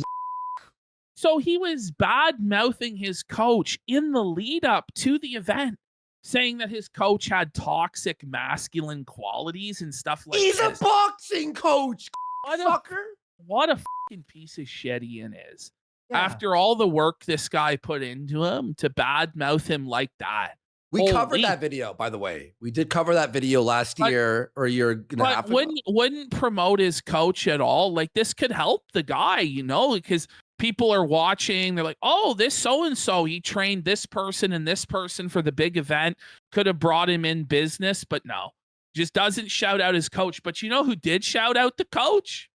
We're going to find out. When did he say that? He said that when he was talking to when he did the podcast with the Smosh guy. Yeah. So he did that, and he said, what? "Oh my." He's lost his mind.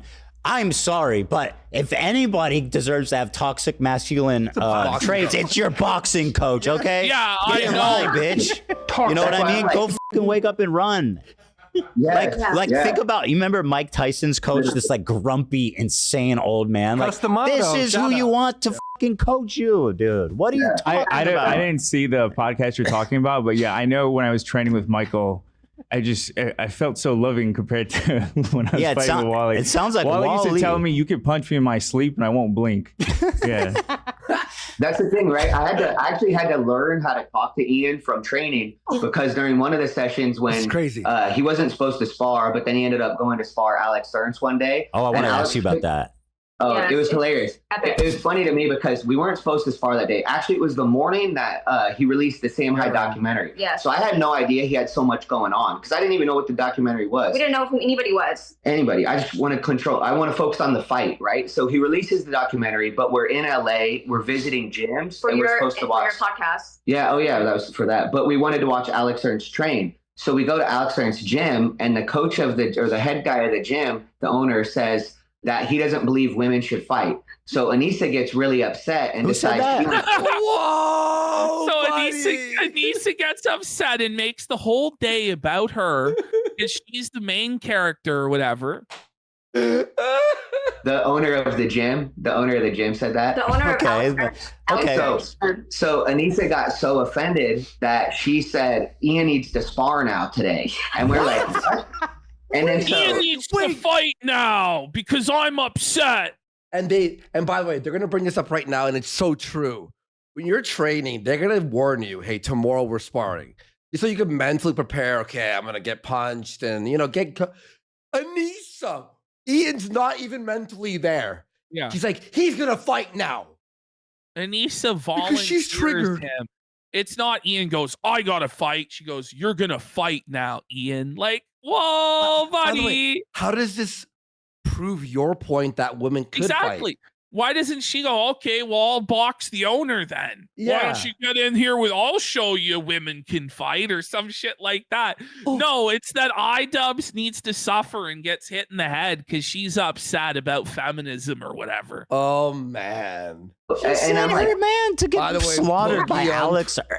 Boogie on Twitter is now felting. You know Ian? it's tough when Boogie's felting you, Ian. Yeah, it's a tough place to be, buddy. When Boogie's dunking on you, ooh, it's time to log off. It's time to get off the internet, bro. Ernst, who's like some kind of like boxing savant or something, he fucking annihilated him, dude. Yeah. So what happened was, it was funny because Alex has really thick glasses. So he took his glasses off and he can't see anything. So he just starts swinging haymakers. Oh, he couldn't even see. Oh no, but Ian like froze. Oh And wait, so- and also, He got I fucked can't up. even see. So iDUBBBZ wasn't used to people just throwing fucking crazy haymakers like that. And so this guy, blind as a fucking bat who needs glasses, tuned up Ian with these huge power shot punches. fucked him up right then and there in the middle of the ring because ANISA had to open her big, fat, stupid mouth about feminism. It's like you're spamming your haymaker move, Yeah, like your energy know, move in the It's game. like normally, like, it could be an easy spar. You're like, oh, jab to the body. Yeah, Jab to, just touch you up. We'll just to the touch face. each other up. Maybe a Meanwhile, nice hook. motherfucker comes in, he's blind, so he has no technique, so he just starts winging shots like a crazy fight. Ian's like, oh, deer in headlight, gets knocked the out. before the filming, Oh, so before they man. did the sparring, Anisa and Ian runs up to me and they're like, Kate, make sure you film this because we want to put on our YouTube channel in the documentary, how does 3 weeks of training look like and 3 months of training look like? Because Ian at that time had been training for 3 months with us. And so I filmed And it. Alex, 3 weeks. He had just started. Yeah. Well, and the thing was, skill-wise, Ian was much better. Ian wasn't just used to somebody throwing haymakers. And so Alex comes out and just starts hitting him with haymakers. And the first 2 rounds, I was talking to him very softly. I was like, Ian, are you... Ash. So Anisa, Oh, man. Anisa gets her to start filming. And Yeah. it's this video of him And it's just getting his ass beat by some blind guy who's only been training for a couple weeks. Yeah. You okay? Can you throw punches? If you can't throw punches, I'm going to scrap this sparring because you're not throwing any punches. And He then he's like, wasn't no, I'm throwing fine, any I'm fine. punches. And then 2 rounds later, then I'm like, what are you doing? Like, why are you doing that? And then he went on the Smosh show and he was like, yeah, it's bad enough when you get beat up and your coach is yelling at Shut you too. up, dude. I swear. Yeah. Dude, listen to the What's audio my of any therapist corner. That's how the corner's like, what the are you doing? Yeah. Throw a punch, man. Yeah. Oh, Well, here, because actually. Because it's serious fucking shit. Yeah. Like, Yeah. this isn't something you play around doing. The consequences of this can last your entire lifetime, getting concussed and brain damaged. And not to mention, your reputation is on the line. The coach's reputation is on the line. So, this is your job. And the Jamas just aren't used to having a fucking job, because at your job, your boss, in this situation is the coach, will tell you what you need to fucking do. And if you're fucking up, they'll correct you. Yeah. And he's just not used to having any authority figure in his life telling him what he needs to do. And so he resented the coach. And here we have him saying he cried like a fucking baby because the coach reminded him of his dad. That's what we're going to get into here in a second. Oh. It's crazy. Actually, I have the reference here. Let's watch it. Alex is a freak of nature, I gotta say. The way. I remember watching that, and everyone was like, "What was that?" Because he got it. It seemed everybody could tell he got pretty rattled by that fight. Oh yeah. Mhm. Did you say? And I'm gonna. Did you say he cried? Oh, we had to have a meeting. Yeah. So, No! Meeting They had about to the have cry. meetings because he would regularly cry. He cries! Oh my God. He's a cry baby! Oh. He's a crier! So you Oh! think when you see him lose at the end of the first 2 creator clashes, Oh my right? gosh. You think, oh, he's emotional because the big event. and Being it's like- overwhelmed, but no, it's a Overwhelmed? No, it's a regular regular occurrence. It's regular that he would cry after he got his Sparring. ass whooped in the gym. Sparring. Oh, so he was crying at the gym afterwards, and I said, and once again, I hate to hate on him. He was crying after it. It's so petty, and you can just tell Buddy's wife is loving this shit. She's been waiting a long time to dish this dirt, and once she starts getting going, it gets good. Most petty shit. It's amazing. It's the best good. shit. It's the best For that, because it's very emotional. Yeah, for sure.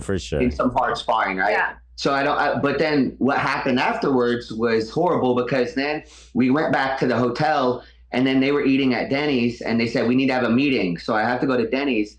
And they pretty much then talked about how they were going to have to fire me because I reminded Ian of his father when his father would yell at him as a kid.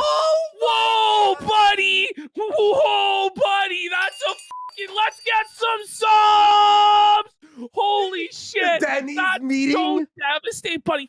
There's so much of it that's mimetic. First of all, he's crying after sparring. Then he's having to call a business meeting at Denny's. Some real professional stuff there. Real high roller stuff there. And then the meeting is about he's crying because the coach reminds him of his dad. Because his dad tried to instill discipline in him, just like the coach. We have film for us. Man. That's great. You're gonna have to stop being mean. You're gonna have to stop being mean, or we'll have to fire you because you remind him of it. That's fucking. Why would you ever admit that?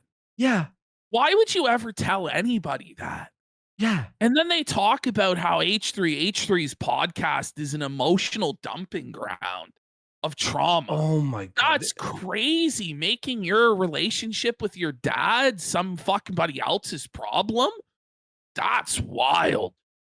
And so I had to relearn how to talk to him. And at the time, I didn't even mind, because I'm like, as a coach, I need to learn how to talk to different fighters anyway. Like a fucking pussy. I had to talk to him in Weenie Hut Junior mode because he couldn't handle being talked to like a man, because he was nothing but a little cock bitch. Woo! Like, communication is the most important thing. One of the most important things as a coach. So I was trying to turn it into a positive, but it definitely was. But he almost got fired at Denny's. Yeah, exactly. After that sparring session, but I not almost only farted that, at Denny's. Yeah, Michael and I rewatched the sparring, right, with him and Alex Ernst, and you could clearly hear that ANISA was screaming louder than Michael. Yeah, so he was literally yelling at him worse than I was. But I was like, apparently I was the one that I yelled at him. That's how ANISA treats her husband. She's yelling at him, telling him what a failure he is, what a loser he is, being even harder on him than the supposedly toxically masculine coach that Ian cried because he reminded him of his father.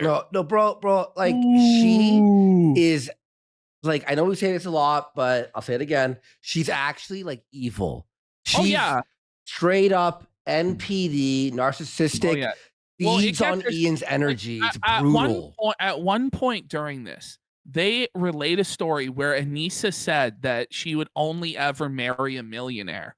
And that's what she had always told her mother, and that's why she got with Ian, because she could only ever settle for a millionaire. That's because crazy. She's straight up a gold digger. Just mask off, revealing her gold digger nature. Froze. It triggered him, and he thought of his dad. That's what she said. So we'd have to deal with things like that all the time, where it was like he wasn't even supposed to spar that day. Like, I'm like, what the hell is going on? He didn't have a mouthpiece. He didn't have a mouthpiece, so they had to buy a $20 mouthpiece from the gym and put it in the microwave. It didn't even fit.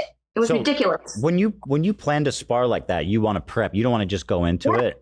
You want to be like, ask AB, you want to be mentally prepared for a sparring day. He wasn't prepared to spar, and then ANISA put him up to it because she heard the owner of the gym is the owner of the gym who's not related to the fight really. He wasn't there. He didn't care. It was just some comment. So she had to prove something to the owner to have him beat up Alex, who doesn't have anything to do with him. They have a weird thing. They do this where they go, "Oh, really? If you think I'm an asshole, then you should hear about this. What this kid did, totally unrelated to me at this shooting range. You should hear what the owner of this building said." Who? It's like, what are you talking about? What's that got to do with anything? It's just bizarre. Yeah, it's like another rice gum situation where someone's beefing and Anissa's like, "Ian, you better go throw a fight now and beat him up and be a boxer." Yeah, that was actually how the whole situation started, was because Rice Gum had texted Anissa And he said, tell your husband to fight me or tell your man to fight me or something like that. And that's how they ended up hiring me, because I was supposed to train him to fight Rice Gum. So I was like, all right, I'm going to have two totally inexperienced people fight on some event. I had no idea what was going on. Right. This is a lot. It is a lot. The sparring thing is next level, because sparring at our level, people don't spar in their first year of boxing necessarily. Right. And it is really mentally and physically taxing. And if someone did boxing for 2 months and then sparred and then quit, I would understand that. And there's no way my coach would have ever, like, anyone could have been like, oh yeah, he's gonna go do this or that if I wasn't mentally prepared for it. Yeah. So the pressure aspect is really interesting, because I don't understand ultimately what was the point of that. It's just gonna set things back, you know. Yeah. And that's why, like, I would always try to have Ian do very controlled sparring until, like, towards kind of more towards the last 8-10 weeks of camp. And then we would really pick it up. For the second fight, he sparred hard. He was literally stopping people in sparring. Yeah. Even for the first fight, he actually had stopped Nathan Barnett with a body shot. He stopped Alex Idita with a body shot. So he was actually in sparring. Like, once he got a little bit better, he was doing pretty damn well. So, but I agree, like, he's giving iDUBBBZ credit for things that he feels like he's being fair. Yeah. You know, he's not just saying things to make him look bad either. Yeah. Which gives them even more credibility. Yeah, definitely. Shouldn't be putting. And after this whole sparring bit, they dig in so brutally, bros. Guys, we got to get there. We got to get in early until they actually know not only how to throw punches and defend themselves, but also counter after somebody hits them. Because a lot of times they might know how to throw punches or even defend, but then they get hit. This is something I would have cut shorter. Right. You know what I mean? This is like, But we had no time. You were trying to dissuade. Did you try to dissuade him? Like, dude, you're not ready. This is a bad idea. I was like, we don't have a mouthpiece. We don't have headgear. We don't have the right gloves. Yeah. I was totally trying to dissuade. I was like, we're not ready for this. You should listen to your coach, probably. Wait, this about the fight that he was like haymakered in? Yes. No mouthpiece. And they had no mouthpiece, so he's just like risking losing his mouthpiece. No headgear in sparring. Come on, man. Yeah. It's hard because, like, Ian, you could tell in his eyes, he could not say no to ANISA. Yeah. So what is he going to do? He's going to just suck it up, go get that $20 mouthpiece right there. No, he can't say no to ANISA. So he's going to go put in a shitty $20 mouthpiece instead of the $500 mouthpiece he should be using. Yeah. And he's going to go get wailed on by a blind guy and get beat up for 4 rounds before his coach mercifully terminates the beating.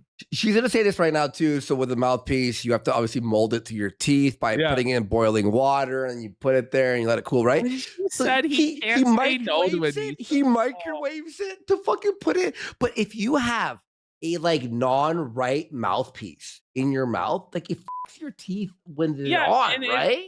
It's super distracting. Oh, it distracts. It doesn't feel right. You can't focus on anything. Yeah. It's like just digging into your gums and shit. They're putting the microwave and put it in his mouth. That's what he did. Yeah. But and then that sounds a lot like the sexual stuff he enjoys. No. I made that. I don't know why. You know what? I apologize, guys. There was a moment about putting something in the mouth, and I thought, well, that's probably because of cuck thing. I just tried to, I apologize for that. Once again, like I mean, I always want the best for Ian, so I was always a lot of these things were just very disappointing, especially when he came out and said he was never going to release a documentary. I was just like, what are you talking about?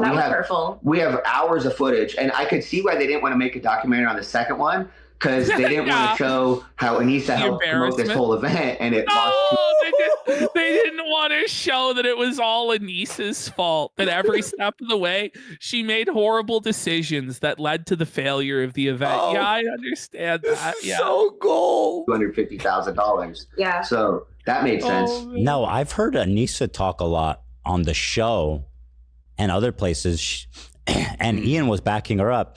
She's like, she has amazing footwork. Like, she is like some natural gifted type of boxer. And I forget why they said she couldn't fight, but they're like, but unfortunately she can't fight. But if she could, she's like amazing. And so I was just kind of curious because you were training her. Is she is she this natural gifted boxing savant?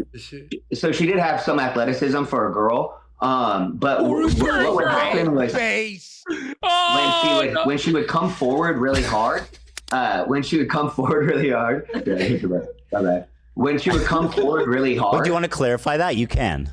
Yeah. So like girls are weaker. I mean, no, what he's gonna say is that she was more athletic and a better boxer than iDUBBBZ was. Yeah, no, that's where this is actually going, chat. That's where this is actually going, chat. Yeah. No. A lot of women are just less athletic when it comes to boxing. It's about throwing punches. It's about because men have more upper body strength. Women have more lower body strength in general, right? Yeah, well, and I mean, there's plenty of women that that play basketball that will kill me in basketball, right? But fighting is a separate thing. Fighting is its own entity, and so I don't even almost consider fighting a sport, really, right? Compared to other things. And so when you have some athleticism for a girl, and like because she had played sports, that's more what I meant. Was she had played sports as a girl, so she came in with some athleticism. Ian had never played a sport a day in his life. Ian had zero athleticism, right? So training her was easier than training Ian because she had more athleticism. But oh my God! No, Ian, no, he's weak. He's unathletic. He's a bitch. His girl's tougher than he is. No, buddy, that's tough, bro. That's tough. He's a wimp. Every time you hear a new point, right? You go kill shot. How many kill shots can you have in one expose? This whole thing is just a brutal kill shot. He's nothing but a pencil neck geek. What happened on her first sparring session, I would always tell her, you can't just come forward. You can't just come forward. And so she had a sparring session and she was just trying to walk forward. And then a girl punched her. And then I was actually watching Ian, so I wasn't even watching. I just heard a big pop. And then I looked over and she was kind of frozen. And then she said she had a concussion. Then the next day she went. Wait, she got punched once. Please, God. She immediately has a concussion after one punch. It's like, listen, if you're that worried about concussions, maybe don't box. One punch. Maybe don't box. One punch. Whoever did that, I wish if they want to come forward, if we can produce footage of ANISA getting hit, I'll give that person $1,000. Oh, buddy. Straight up. Whoever punched ANISA and gave her the concussion, $1,000 to you. Sensitivity to light and pretty much all the concussion symptoms. The whole entire list, like and then, on forever. And then so we were like, oh no, she has a concussion. And then Ian's like, well, she's kind of a hypochondriac. Yeah. So we're like, oh, okay.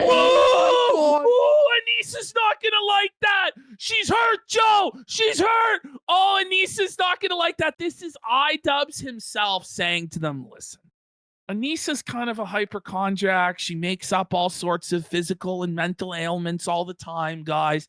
She probably doesn't actually have a concussion. She's totally fine. Buddy. Oh, no, she's going to be pissed. That's one of the things that will set her off more than anything else. Oh, yeah. And it's because it's true. You said that? You said that about me? Buddy, yes. I bet you they're having a fight right now because they haven't said anything, right? Ian, that's a pegging. By the way, that's a pegging, bud. Donut operators tweeting about this H3 podcast is something else. It's not going to be good for them. Everyone's tweeting about this, bro. This is total Jamha death, total Jamha destruction.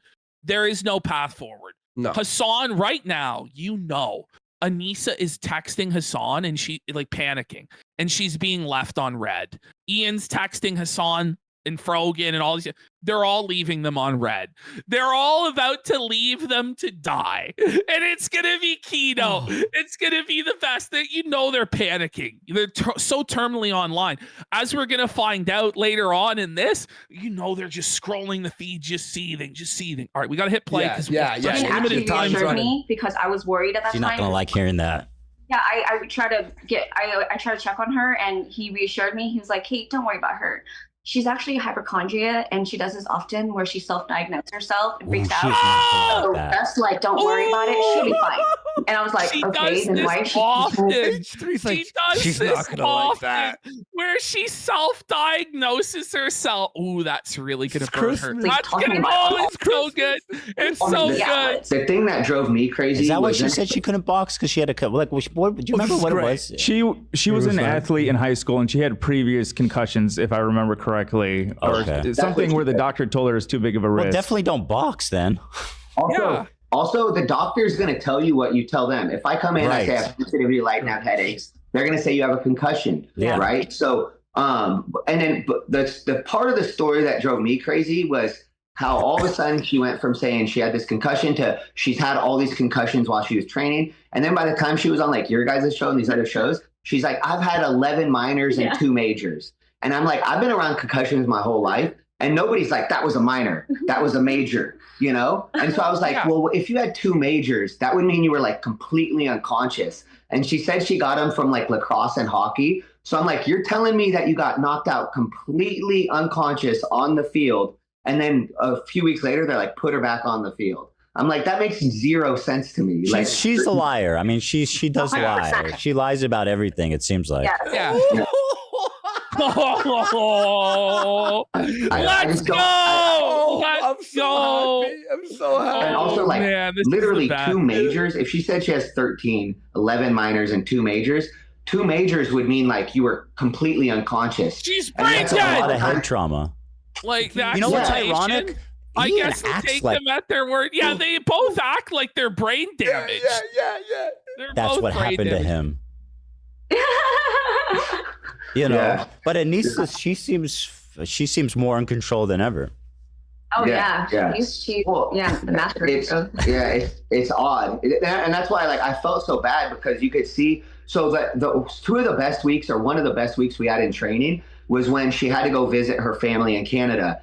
And then that was when Ian invited his sparring partners to the gala. I wasn't a part of that, but he went out and did like just to recap, you just go, so the best week that we had together was the week ANISA wasn't there because she went to go visit her family for the Christmas holidays and Ian wasn't invited. Buddy, by the way, there is no tweets. I repeat, no tweets by ANISA or iDUBBBZ. It's radio silence. But they're blocking people. To say, but they're blocking people. Yeah. That's great. Yeah, one of the guys that runs the gym. So first of all, the gym that we're out of is this guy Luca Hosever's gym, and it's called Vigor Ground Athletics. And he was the one that did their programming in the beginning. And when they went on some show and they were like, Ian, how did you gain all this weight? She was like, oh, I studied kinesiology. That's and I'm like, crazy. wait. This is the story of this. Yes. She has to answer. And like he'll bring up here, it's like, she is his like fucking mouthpiece. Yeah, she's his master. It's crazy. It gets crazy. We got Regretful Gorilla for 5 subs. All right, let's hit play.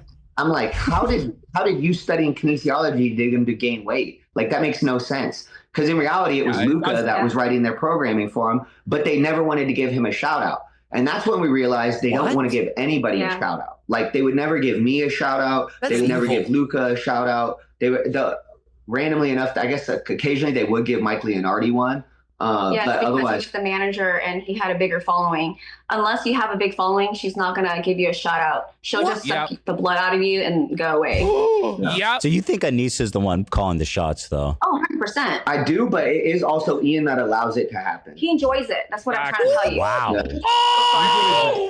He enjoys it. He enjoys being dumb. He enjoys being castrated and cocked and being made to be pegged. He loves it. Another kill shot. Another kill shot. Oh, he enjoys being cocked. She's the best. Look at her. Go off, Queen. Enjoys it. We used to feel sorry for him. I did. Yeah, we both did. We both did. Michael felt sorry for him up until CC2. After CC1, I cut that shit off because I was like, you know what? She's a fucking liar and he's a liar and he enjoys all the punishment that she gives him. Yeah. So let it be. She said that after she did that first interview. And I'm always like, I always want the best for my clients. So I'm like, no, that's not true. Yeah. Things are going to work out. They're going to give me a shout out. He's going to make this documentary, like all these. And she's like, they're never going to give you the credit, you know? And I was always like, oh, well, and in my mind, I'm like, no, like I love Ian. I trust Ian. I feel like Ian's the People are warning him. People are going behind the scenes like, listen, you're going to get f***ed. They're like, no, there's no way. like my best interest out. Yeah, no, I believe Part too. But then he didn't. The time that I actually was finally fully fed up was when I had to ask them about the gala, and we were already in Florida. And I'm like, this is the last straw. Like, you don't even, she's like, you guys don't have to be there. She was practically telling us she didn't want us disrespectful. there. Crazy. Disrespectful. For no reason. And the reason why, I also want to say the reason why, like, Michael and I, we were waiting for them to tell us about the gala, but they never did. So they waited so long. We got to Florida. We're 2 weeks away from the event, and they still haven't said anything. Oh, wait. So they know there's a gala, and she's like, let's see when they mention it to us. Don't bring it up. We'll see. That's great. That's awesome. To us. And at this time, all of Ian's sparring partners, there was probably like 4 or 5 of them that flew out. It is. Or I think 6 of them. Emma in chat goes, the help aren't invited. And that's how they view it. They view these people as the help, their employees, their servants. They view them as a different class of people than Hassan and the other influencers that are the important people, right? Which is a pretty disgusting way to view things. Flew out from Washington, paid for their own flights, their own hotel, and they're all coming there to support Ian. And they all have been helping Ian throughout his fight camp, right?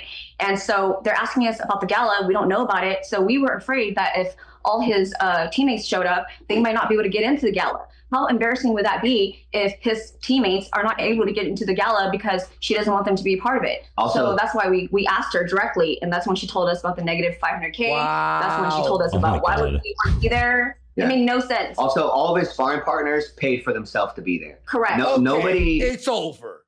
What a scum fucking piece of shit. So just to recap, Denims gets paid for, Hassan Frogan gets paid 300 people. Froggy Tonic, 300 people get paid for, but Ian's dad doesn't get paid for, and his sparring partners don't get paid for either. Okay. Buddy, the sparring partners are there to help you learn, and they could practice themselves. They're getting punched. There's like a connection there when you're fighting with someone. It's messed up. Right? And then what? Like they would give them tickets to the event, but they didn't help anybody else. Oh, thank you. Thank you, Your Majesty. Your Majesty. All right, we gotta get there. That was a part of his team, other than Kate and I. So otherwise, like none of the like. If you're throwing the event and you have all these sparring partners and training partners, I would think you would invite them before like 300 creators that don't mean anything to you. 100%. Yeah. You gotta think about the time that when they're sparring, you know, all the his teammates that volunteer their time, they're sparring for free. They're taking time from their work, their family to come and contribute. They don't do this because, they're obsessed with Ian. They do this because they have loyalty to me and Michael and how we have helped them. And that's why they show up to spar with Ian. And all he does is look the other way when ANISA says and invite them. You know what I mean? It's just ridiculous. It's disgusting. All we have to show is our hard work. And there's no way that I'm going to let Ian and ANISA take that away from us. That's crazy. What do you make of that? Oh, go ahead, Arlie. Did you guys hear anything or know about how they chose the performers for the gala? The people that they there was a couple performers there that go to 1.5. Yeah, I was about to say that. Guys, we're gonna do 1.5 now. We have an hour left to make it to the final part.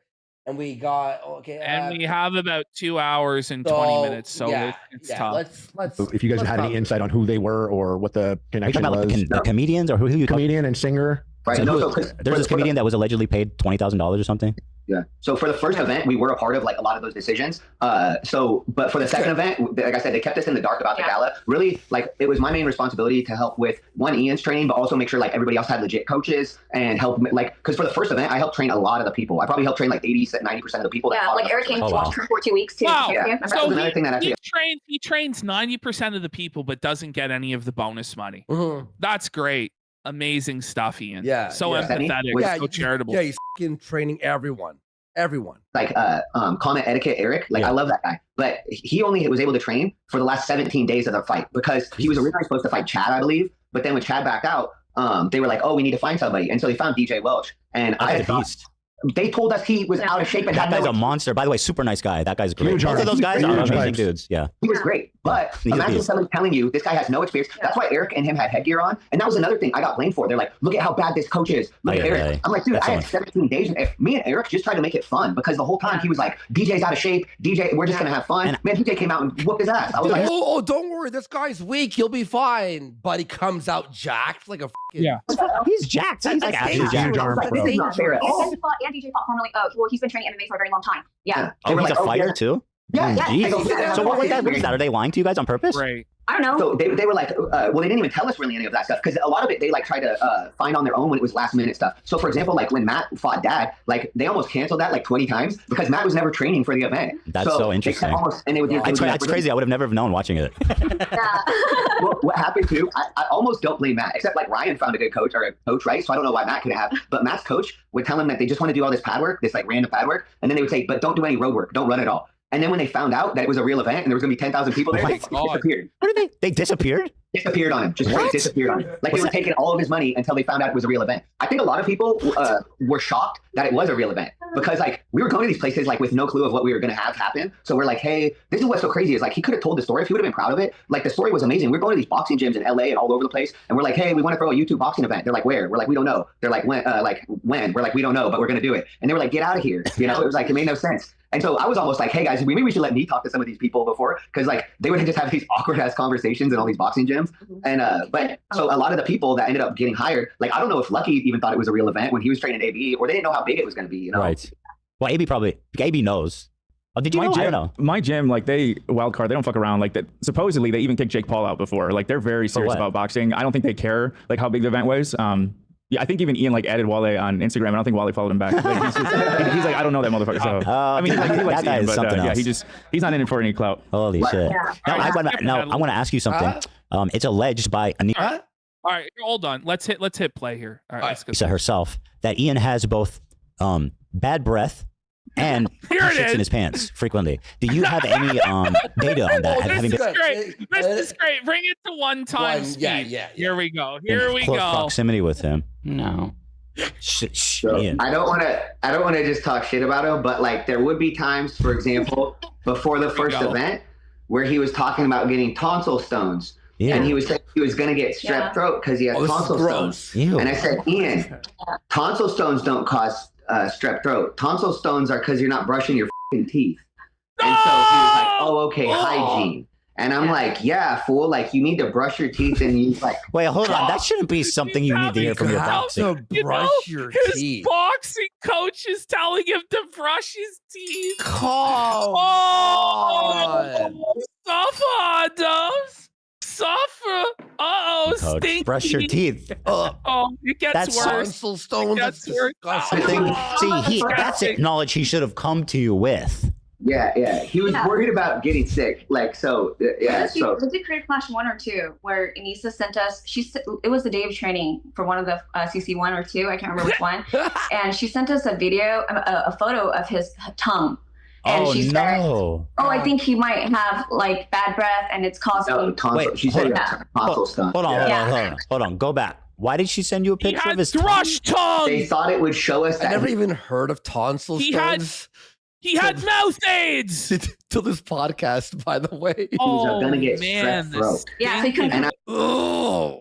Yeah, well, I I'm don't like, because I never heard of it until today I either. searched. I but- searched it. It's disgusting. Don't search Oh, it. is sick it? before Should the we event. pull it up? And it can happen if you train too hard before an event. You run your immune system down, so then you can get sick. But we weren't training too hard for him to get sick. Yeah. So for example, Oh, like no, they- I can't show that on screen, bro. Oh my god. It's Maybe I should look it up. disgusting. Yeah, search it. Oh, they God, wanted him to it's gain gross. weight, and I kept telling him, Ugh. like, there's ways we can gain weight right before Oh weigh-ins. So I my want you at like a god. healthy No, weight. let's show it. This is crazy. Oh, So for yeah. them to know all of these horrible like white marks in the back of the mouth. just like a disgusting fungus that's forming in the back of his mouth. Yeah, from not brushing. Let's your have a look. teeth. This is what iDUBBBZ had in his mouth, chat. So it's like Go to the second row, the third one over. That's third one in this one, or from this the one? other. Look at that! Look at that, chat. That's what was in iDUBBBZ's mouth. Okay. Whoa, Okay. buddy. Jesus Christ.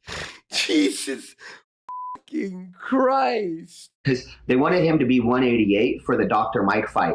So the Sunday before the fight, Anisa makes him eat all this shitty food. So the Monday before the fight, he couldn't even do 2 rounds of pads in the ring without almost throwing up. So I'm fucking pissed. I'm like, what the hell? Like, why are you doing this? I was like, I was telling you, if you're 188 or 180. Anisa sabotaged her husband before the fight, making him eat all sorts of junk food and pizza to gain weight. Meanwhile, all he needed to do was just drink fucking Gatorades to make the weight. Yeah, actually. But you drink like a couple Gatorades. A Gatorade is 32 ounces, which is 2 pounds. I'm like, just drink 2 or 3 Gatorades right before weigh-ins. Yeah. And you'll gain like 4 or 5 pounds, and then you'll be 185. But instead, she was like, no, he needs to eat all this shitty food. Yeah. So they were feeding him all bunch of shit. And that's why when he weighed in with Dr. Mike, he was like grabbing his belly. And I'm like, bro, that's embarrassing for me. Yeah, you're making us I'm look your fucking bad. coach, and you're in there with a belly up there. Like, it's one thing to have gained the weight and be like, oh, I gained weight. But it's another thing to be like the day before the fight grabbing your belly. And it's because you fucking ate a bunch of bad food. Yeah, they would like, be at Denny's all the time. And then he would Denny's. This is what's powering your boxing training is Denny's. Like the lowest, low down, dirty slop, like only above Waffle House, for fuck's sake. Remember how Lower I made than weight? IHOP. Remember how I made weight? I remember. Yeah, we fucked up with that. We were getting you on the Baconator special. No. At the end, I was 174 before weigh-in, and I drank the fucking gallon of water. Yes. I'm being weighed, like almost pissing myself. I'm like, I'm gonna piss myself. Oh my god, wait. Okay, bye guys, bye. And I just like fucking ran. This is something. This is important. I'm accused all the time of people say that they see me in Denny's farting. They say that about me, and I want them to. I never go to Denny's. Huh? I never go out to Denny's. But Ian's the one who's actually shitting his pants at Denny's. Yep. Yes. The meeting that we had right after Alex Earn's fight, sparring session was at Denny's. Yeah. Say that again. I'm sorry. Say that again. The meeting that we had to have with Ina and Nisa after the sparring session with Alex Stearns was at Denny's. What did they eat at? Kick just tweeted this. It's pretty funny. He just tweeted, "Wake up, wake up, Ian! Wake up!" I'm pretty sure because everyone's watching this right now. Oh, Denny's, man! Kick just tweeted, "Wake up!" Order. Wake up! Just like disgusting. But she loved it because she used to work there back in the day. Wake up, and I was, in my mind, I'm like, Ian, you're a fucking millionaire. Why are you eating at Denny's all the time? Like, stop it. By the way, the Gun Ranger has gifted 46 subs. Let's go. Let's get some subs. Also, He's allegedly. I've heard Hila noticed this, and this is the best. I guess Anisa also confirmed that he is very cheap. Thank you, Gun Ranger. He's cheap. Yeah, I mean, I didn't experience that. Like, he was always good to me, but at the same time, except for the fact he would never help promote me. I could say that I wonder if like this is a good example, but like for example, when Michael trains Ian, he charges $100 an hour, but Anisa would always want to be trained at the same time, so Michael is training both of them for $100 an hour. And I would always tell Michael, like, you're training both of them. You should charge each one of them $100 an hour. I like how, by the way, he's like, well, he was good to me. She's like, no, hang on. He scammed us this whole time, is what she's saying. And by the way, these guys talk about how they're socialists, champions of the working man, making sure everybody gets paid fairly. And then here they are taking advantage of this husband and wife, doing twice the labor for half the fucking pay. It's crazy. Yeah. Thank you to Say Me Lady for that sub. Appreciate you. I like the dog for the 5-pack. Let's go. Let's go. And I feel bad asking, so let's just do it for now because we're going to get a bonus one day. Yeah. And in boxing, if you do bring two people within that one same hour, you do pay more. That's not just boxing. That's everything. Yeah, thank you. And that's how it should always be. But for them, I was always like, whatever. Like, I would, once again, I always wanted the best for Ian. I always wanted the best. I was like, oh, this is why I like. He didn't want the best for himself. It was really hard for me to want the best for him when he didn't. He was too. Oh, that's brutal. What a thing to say. I wanted the best for him, but he didn't want the best for himself. Ooh. Now, do you have any commentary about his potential body odor? Here it comes. Say it's true. I smell all the time. It's horrible. A good example is this. Michael's so nice and doesn't want to say it, but here's the thing. When we're in fight camp, he all the time. She smelled it all the time. Proggy Fresh's wife, by the way, vindicated, well, not vindicated. We all believed it, but confirmed, right? He stinks. Yes. Right. It's not like, he smelled a couple times, you know. No, it's all the time. Get ready for this story. It's best crazy. Story ever. Best story best ever. One. Yeah.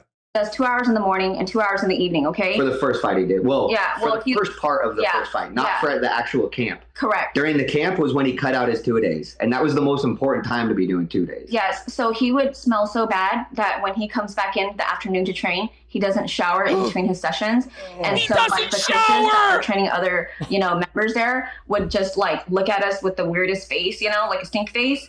And then Michael would try to take Ian to the corner where there's not a lot of members of the gym, so they don't have to smell it. Pause. I tried to take So it to the that- open He door. had to go to the cock corner of the gym because he smelled so bad. And they had to train him in a segregated corner away from the other fighters where they had the door of the gym open in the corner because he stunk out the whole gym. He went for the training, went home, didn't shower.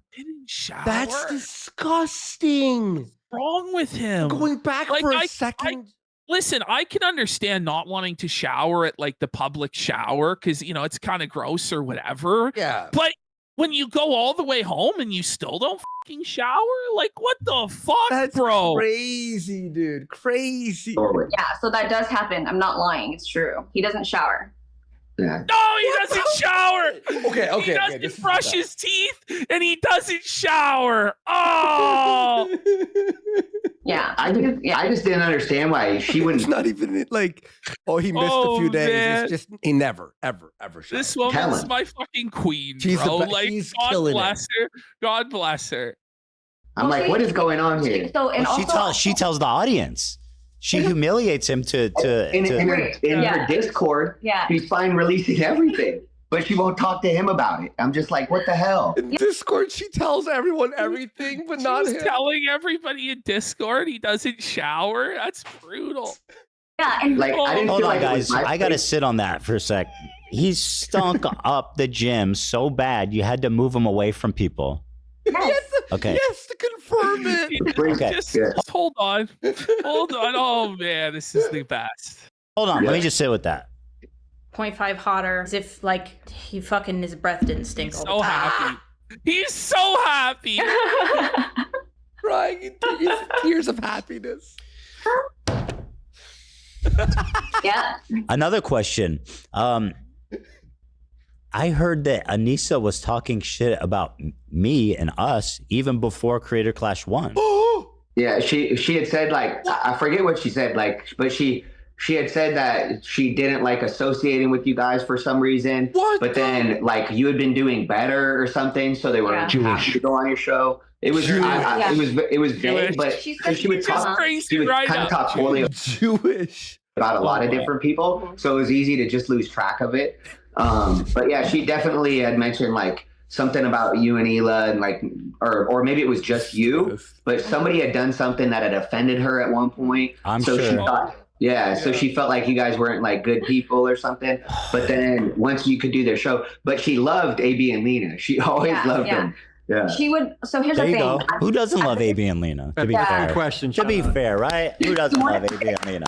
Yeah, she wanted to get her Lebanese credit, so that's why she like loves so much. She's trying to get her Lebanese So credit. this wasn't because H3s, like the CPS thing at all. No, it was just that he was Jewish. And they were waiting. They were waiting for anything, like an excuse. Yeah. Yes. Yeah. He would always he would be like, planned. they're Muslim and I'm Muslim. Yeah, and I was like, everything you do is wrong. Like nothing you do is. You're not everything you do is haram, ANISA. You are not Muslim in any way. Ooh, here it comes. I have Muslim fighters. Yes. They pray 5 times a day. They don't touch women. Like their wife. They're a couple of them are from Dagestan, right? And in Dagestan, you're not allowed to shake a woman's hand. Like, but they put their hand on. They're very respectful, right?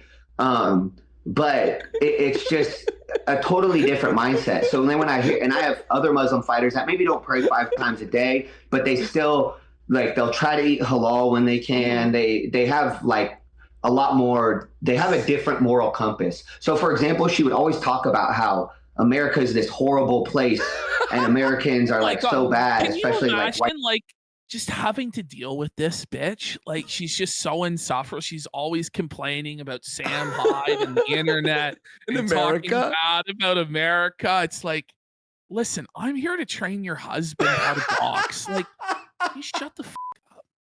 Buddy, this is white Christian male Americans. Get out of here. White Christian male Americans. And why? What is her problem? And then, but somehow I'm like, have you ever been to a Muslim country, ANISA? Like, and then this is wild what she says. Obviously, she hasn't. So to me, it was just there was this big disconnect between reality. So, example, before the first or second creator clash, she said we have 300 creators in the event. And I said, oh, who are they? And she said, it's mostly communists and sex workers. Yeah. And so I was just super confused she by said that. Yes. I've heard this set. Okay, so hold on. That's brilliant. As we all know, communists and sex workers really like combat sports like boxing and UFC. They're the prime demographic, right? Imagine saying that unironically to someone. Oh, man. I've said before that it was Twitch streamer. Oh, this is so telling. Publicly, she said it's Twitch streamers and stars. Yeah. Right? Is that what she said, AB? Yeah. Boxing and sex work. Boxing and sex work. But that's what Ian said about behind the scenes. They're saying communists and sex workers. Which, by the way, I've been holding on to this image since you mentioned. Since you mentioned the Getty, that they flew the Getty images in, the only one I've seen is this guy.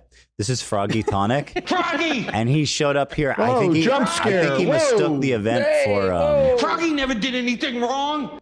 For some kind of communist gathering. I mean, what a fucking weirdo, dude. This is the guy that... Did you guys see the madness in his face? That guy is mad. I was thinking like... I was like, oh no, like here it's going to come, like Hundar might finish him. And then instead he dropped him back. And I was just like, this is the craziest event I've ever been a part of in my entire life. Like I was having the time of my life. I was like, this is insane. It's funny because I did say a comment about how it's funny how they show up when they need something from me, which is for me to promote their fight.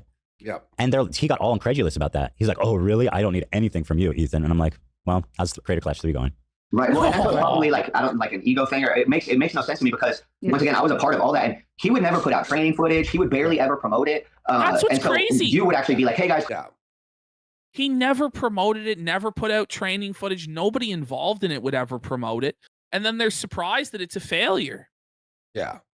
Creator Clash 3, AB's on it. He's training. Lena's training for this. Yeah, we talk about it all the time. So you guys would talk about it way more than he would. Also, he would never put anything. I want to say that like after Michael and I came to LA to go on your podcast, right, with Ian and ANISA, I clearly remember that when we came back from that event, I put up the reel of Matt and Ryan, right, working with Michael, and then Ian texted me right away, and he was like, "Hey Kate, just so you know, you shouldn't put out content without confirming with me first because."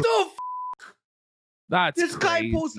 bro. Oh my god! So you don't post any content. And instead of actually encouraging people to promote it and post content, they discouraged and scolded them for promoting the event. Very sensitive to their image, like me, and so therefore, before you share anything, you need to let me and ANISA know. And I just thought, okay, so I'm just going to do the kind of work and not never share it. How does the thing? I'm sure. By the way, I am sure that you said you were training. It was footage of you training with Dad.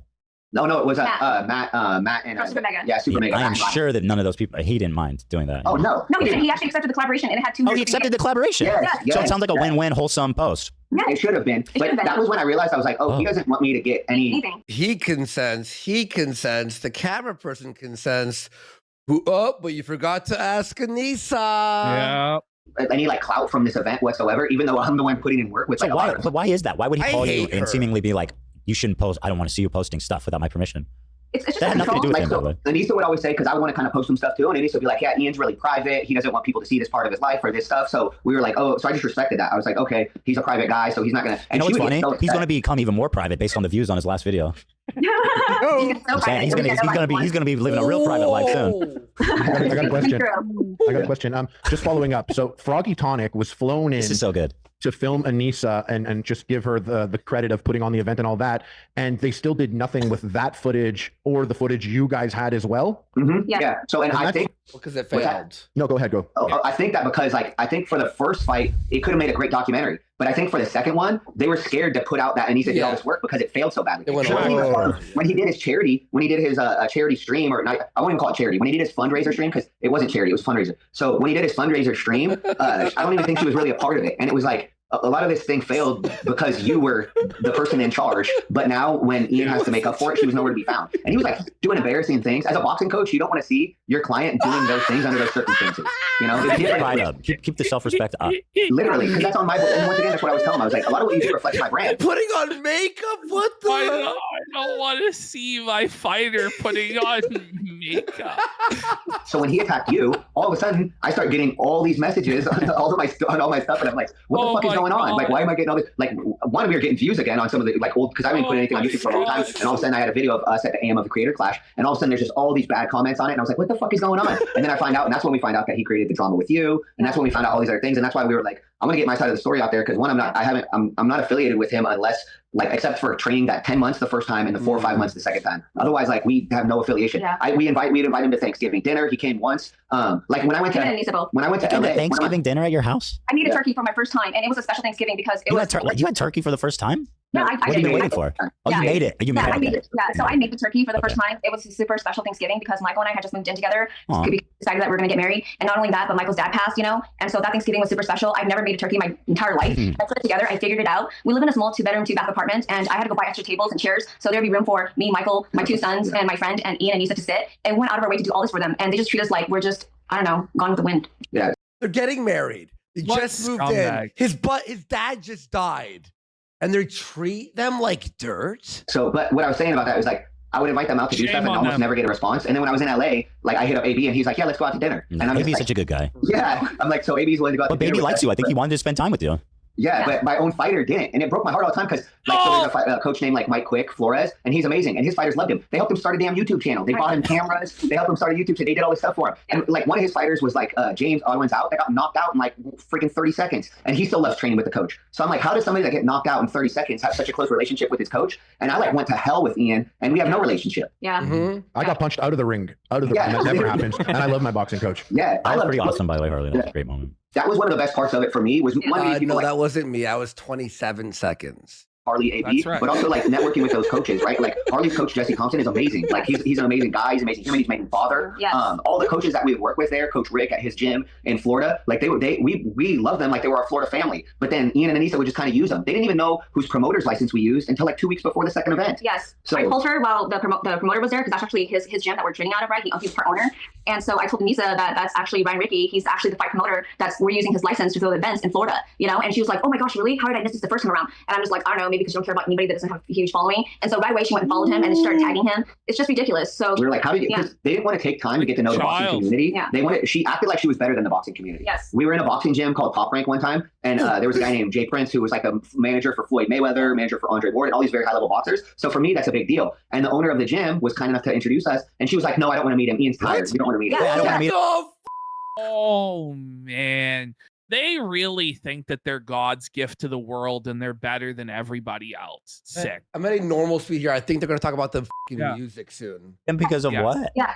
Ian was tired. Yes. She would tell Ian when he was tired. One time we ended up sparring, and afterwards everybody's brutal. I just like let that sink in. she would tell Ian when he was tired. And later on here in a second, they're going to say she would tell Ian when he was hungry and would force feed him food, telling him he is hungry even when he isn't. Yeah. So ANISA like just puppeteers. She's the puppet master. Ian's the little puppet who does as he's told. He just has no fucking autonomy whatsoever. Like he's just completely a slave to ANISA. Yeah, let's see hanging out, and she walks up to Ian and she goes, "You're hungry." Yes. And then so they had to leave because Ian was You're hungry. You're hungry, so we have to leave. You're tired, so we have to leave.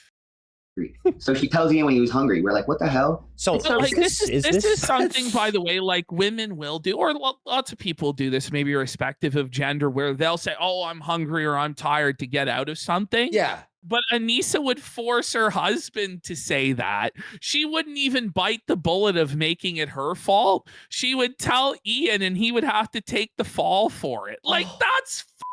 What is... So embarrassing. Do you think that he walks around in a gimp suit at their home? Yes! No, I genuinely wonder. You know, does he just sit there? Does he sit there as a chair in a gimp leather suit and she just sits on him? I mean, where does this go? By the way, there's this clip here I want to watch. Whip. I've been having it on standby. It's when you referenced the toxic masculinity comment aimed towards you. There it is. Oh, you don't have time or energy to do anything other than boxing. There's just like a lot of things that I've had to learn along the way. Like my coach is a tough ass guy. You know, he's got a little of the toxic male qualities, and it's made it hard sometimes because. Shut the f up. Dude. Thank you. Ethan's fucking based in this, guys. Yeah, like, he's on point during this show. This show, he was on point. Yeah. Buddy. Like, I don't understand. You were literally made videos with Filthy Frank, okay? And now you're like, the truth. I can't. He was a little toxic, and it made it hard for me. It's like, shut the f up, dude.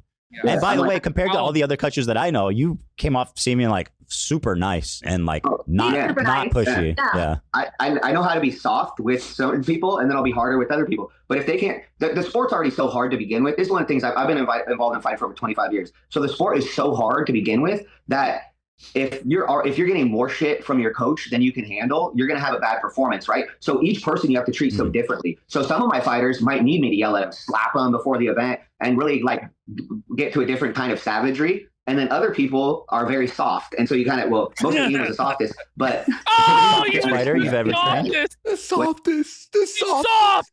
He's the softest. Oh my God. Is he the softest fighter you've ever worked with? Well, he hated boxing. Yeah, but not only that, every single time we had a session, it would have to follow up with a therapy session with him and ANISA. Every boxing training session had to have a therapy session afterwards. With ANISA too. Yeah, with ANISA. Holy. Frustrating is that I was depressed after every single creator clash because of all. I was depressed after every creator clash. Therapy. You always have to comply. Did you see there? The guy was searching for a second. He's like, "Damn, my wife's harsh." Yeah, man. He's like, "Damn, like fuck, my wife's a real dragon lady. She's going in hard. Damn, babe, hard in the motherfucking paint, dude." Otherwise, it was going to be a shit show. Other fighters fight, like, even if they have nerves or they're scared before a fight or something, they'll fight because they want to and they love it. Especially as an amateur, you're not getting paid, you're losing money. Even like low-level pros, you lose money working with low-level pros. You're traveling, you're doing all these things that the expenses aren't covered. So they have to love it. They have to fucking love the sport. And if you don't love it, it's very hard to do. Like, that's why I commend Harley and AB, because, man, they were part of freaking more than one event, and they have actual jobs. You know, it's like, what the hell? That's crazy. So to me, why wouldn't I show those guys all the love in the world? Because they're putting themselves out there when they don't have to. Also, there's a lot of risk when you go out to fight.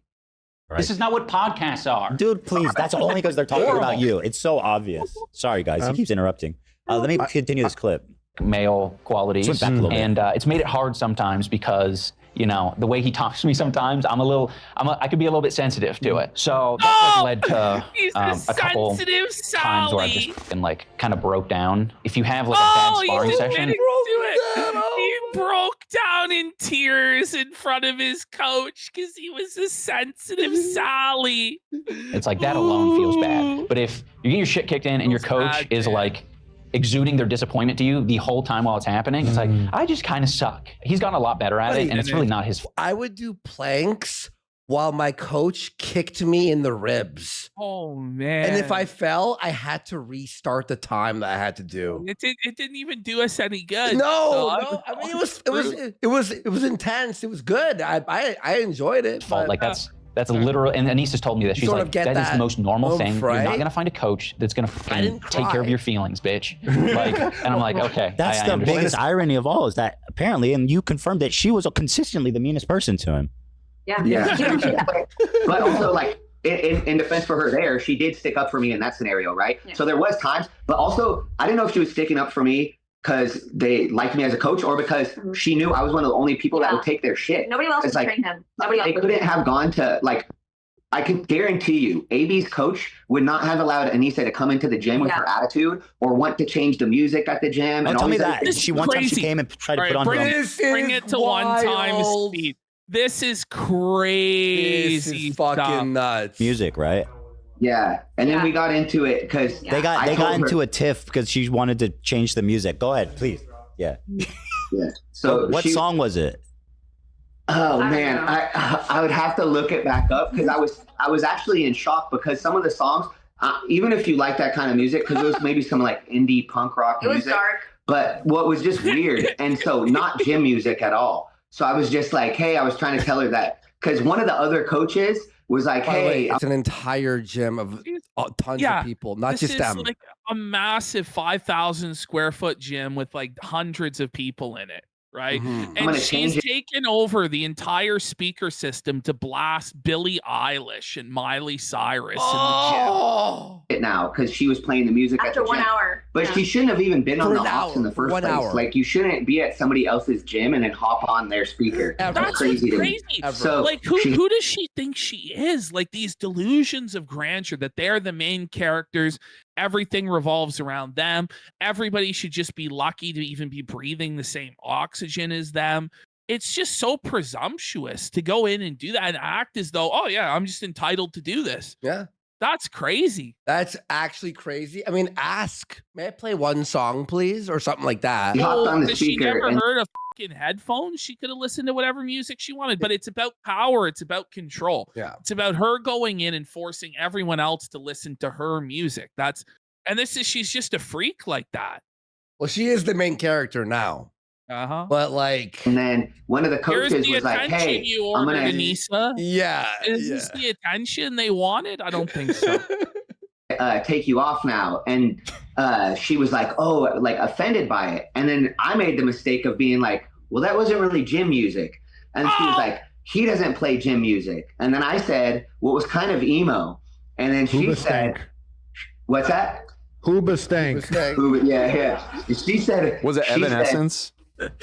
Yeah, she said the other guy plays emo music, and then after that, I said, "Well, it was kind of like 12-year-old girl emo music." And then red jumpsuit apparatus. Stop, Anisa! You were playing emo music for 12-year-old girls. Look at the wife. She is just dying. She's dying. That's so Kino. Oh man! Look at DJ Ray 1967 for 25 subs. Huge support. Huge support. In 7 minutes, we're gonna do Freebird. It'll be a shorter Freebird, and then we'll be back. This is funny. Oh no! It's not. That's their theme song now. This isn't a dream. It's a nightmare. I didn't even mean to. I did go too. I probably went too far. That's not mean. I like to real girl music sometimes. I mean, in the right moment. In the right moment, sure, yeah. It's not fair to all the other gym members that they have to listen to her music. By the way, This is a very big gym. I think it's like how many square feet? 4,000? 4,000. 4,000 to 5,000 square feet, okay? And there's multiple facilities inside this gym. There's a Fit Bar Cafe. There's a physical therapist office inside that gym. The SeaWorld's also trained out of Everybody at the cafe has to listen to Anisa's music. Everybody at the physical therapist office having to listen to Anisa's music. This is crazy. Insane. At gym, okay, they used to, but so other people use this space, and she just wants to control the music. That's so unprofessional. It's not allowed, and it's not fair to the other members. So she got we mad. don't allow somebody else to do that. Yeah, no, but I don't allow my other fighters to come in. And no, that's insane. Who the fuck changes the music for the whole ass gym? And then she threw a fit about it and cried about it, and we had to I had to talk to her about it the next day. So wait, what happened? Tell me. She cried. She cried about it. She threw a tantrum that she wasn't allowed to control the gym music where all the paying customers are and other working professionals. That's crazy, dude. It's crazy. We got Mr. Quasterhopper for 5 subs. He wasn't a believer in this segment. I think he turned around on it, though. I think he's enjoying it now. I told you, Quasterhopper. Smoking homebrew for a sub. Thank you. We were supposed to actually do her pad session, but then she left. She cried. And she had to go up to her car. She cried. She cried. She cried. She couldn't play her own music. That's crazy levels of delusional and entitled. She is a fucking full-on narcissist. That's wild. She's fucking felt. I don't want to talk about how her feelings, but anyway, so he's like, I don't want. Listen, wife, like chill out. He's like, listen, wifey, she's a fucking queen. She's going. She's off. the MVP here. She is. Yeah, so she was super offended. So then the next day, what had happened was the next day they came in and they told my wife that they don't know how she could date me because I don't respect women. And what? What? That's so. So they're trying to sabotage the coach's relationship because ANISA wasn't allowed to play her playlist for the entire gym. Apparently that's being disrespectful to women, to not just allow like this random person to come in and act like she owns the place. I'm gonna fucking kill her an orphan. Shit, ANISA. What is wrong with you, bitch? How did she expect your wife, Kate, to react to that? I have no idea. What an insane thing. Well, to break up with him. I'm pretty sure I would, if I had to ask you if you thought Michael respected women, you would probably say yes, considering you're married to him. But all of it not in combat. This incel thing, feminist thing, it's crazy. Which, by the way, Anisa's not going to be able to dismiss this woman with that she's an incel. Is it going to be internalized misogyny? I guess that's going to be the cope Anisa goes with. This is internalized misogyny. She has this way of always sabotaging every single moment before she's about to have a big moment. You know what I mean? Makes it about her. Correct. Like, for example, for CC1, she decided, she came to the gym and she was like, oh, our lease is ending and we need to buy a new house right now. Otherwise, I'm going to be homeless. The world's ending. So then Ian had to go and try to buy a new house for her, but then he couldn't because he had to sell his house in San Diego first. Otherwise, he wasn't going to be able to do that. So then they had to... Okay, I have to sell my house real quick, Drop guys. that tea, queen. Sell the house in San Diego and buy like their over $1 million house in Seattle. Like this is what's this is why they don't have any friends, by the way, because every single person around Anisa has to bend over backwards to acquiesce to her every whim and wish. And like that's what Ian's decided to do with his life, is to just be a completely servile, subservient husk of a human that just caters to her every whim and wish, when it's not even what's best for her. Because she's so mentally ill that she doesn't know what's best for her, right? Yeah. This is crazy stuff.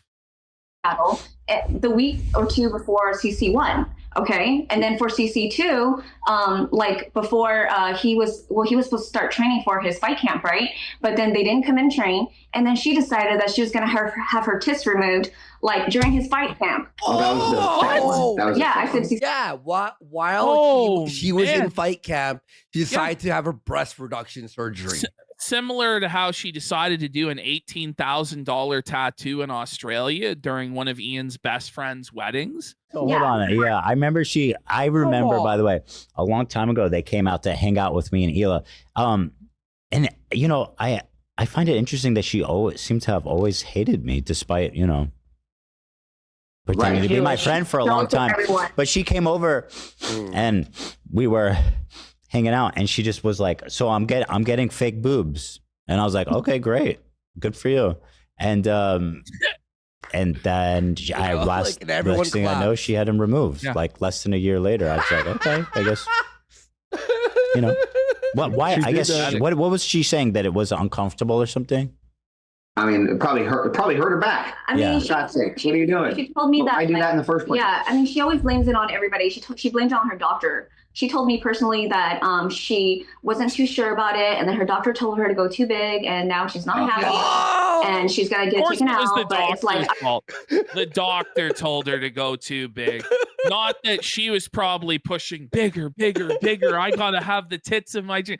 Yeah, no, it was the surgeon who pushed. Yeah, I'm sure.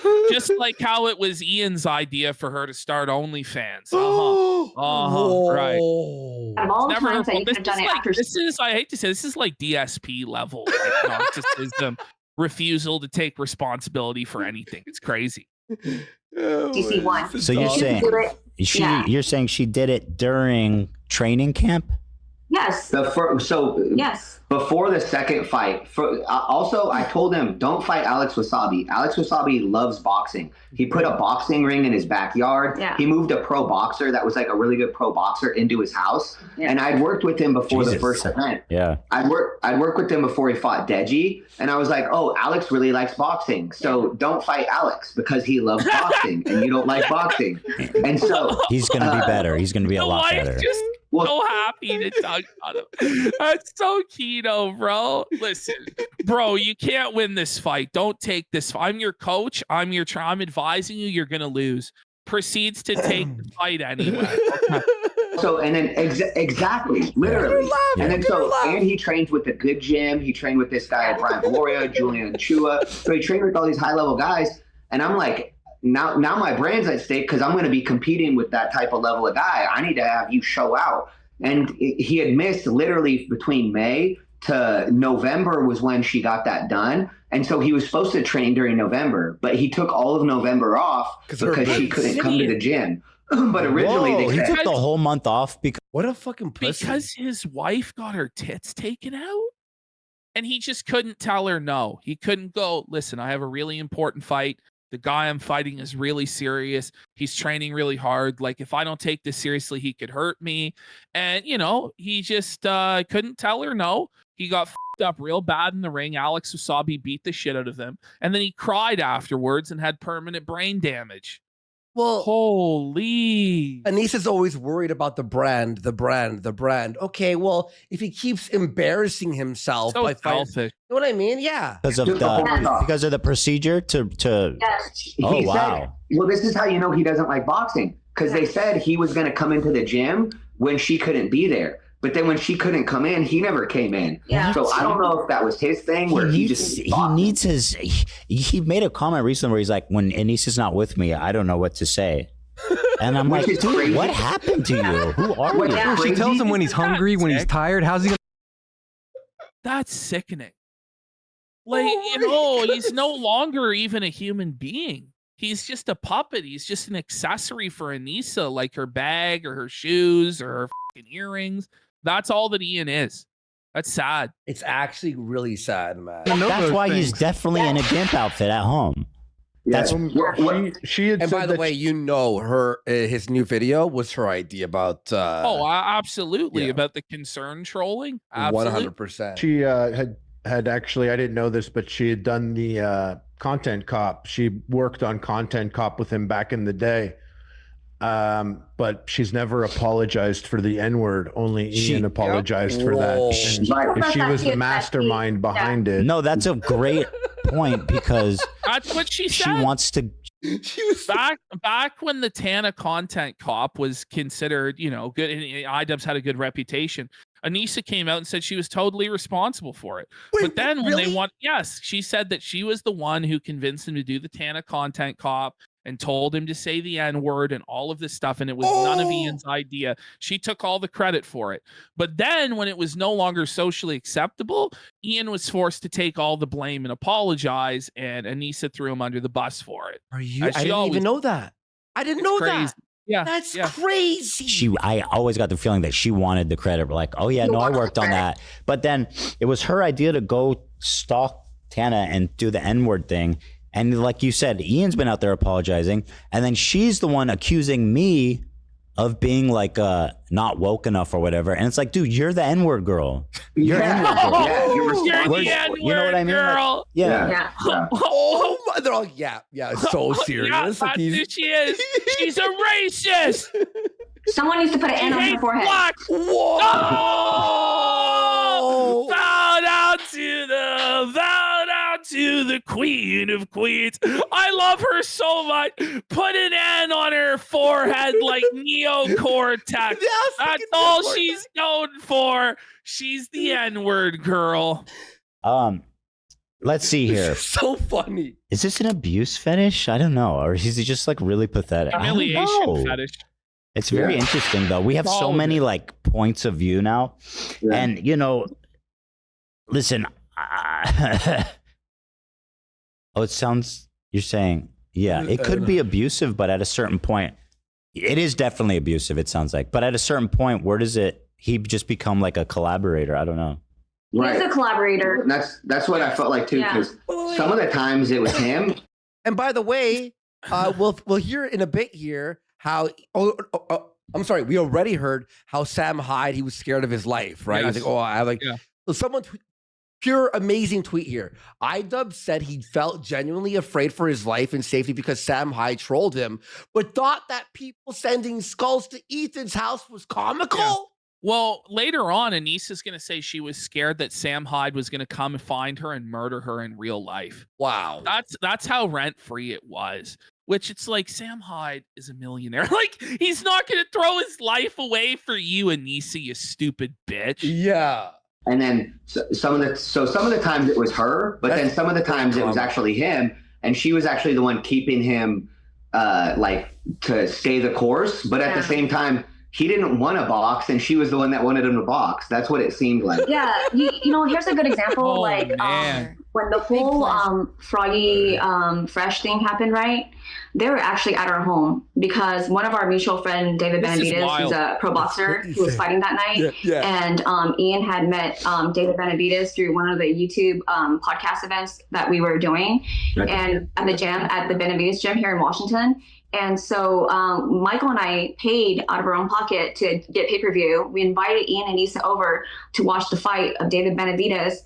And because the Froggy Fresh drama went down, they spent the whole time in my bedroom on Twitter reading all the comments. And it was the craziest thing ever. And that's just remember, every single time there's a controversy or drama around these guys, they always claim that they're just vibing, they're in their lane, they're touching grass, it doesn't bother them, they're living their best life, they're flourishing.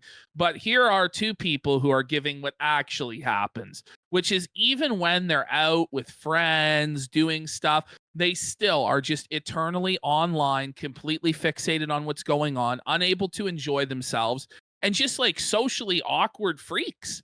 Because their entire life is their Twitter feed. And Ian was like, oh, Tiffany 465 says this. I think that's a great comment. And then Anissa's like, what about this comment? And it was the craziest. Realize, guys, no matter how little clout, little follower count you have, iDUBBBZ and Anissa take your comments very seriously. And they obsess over each one. So definitely don't leave them comments, guys. That would be real tough for them.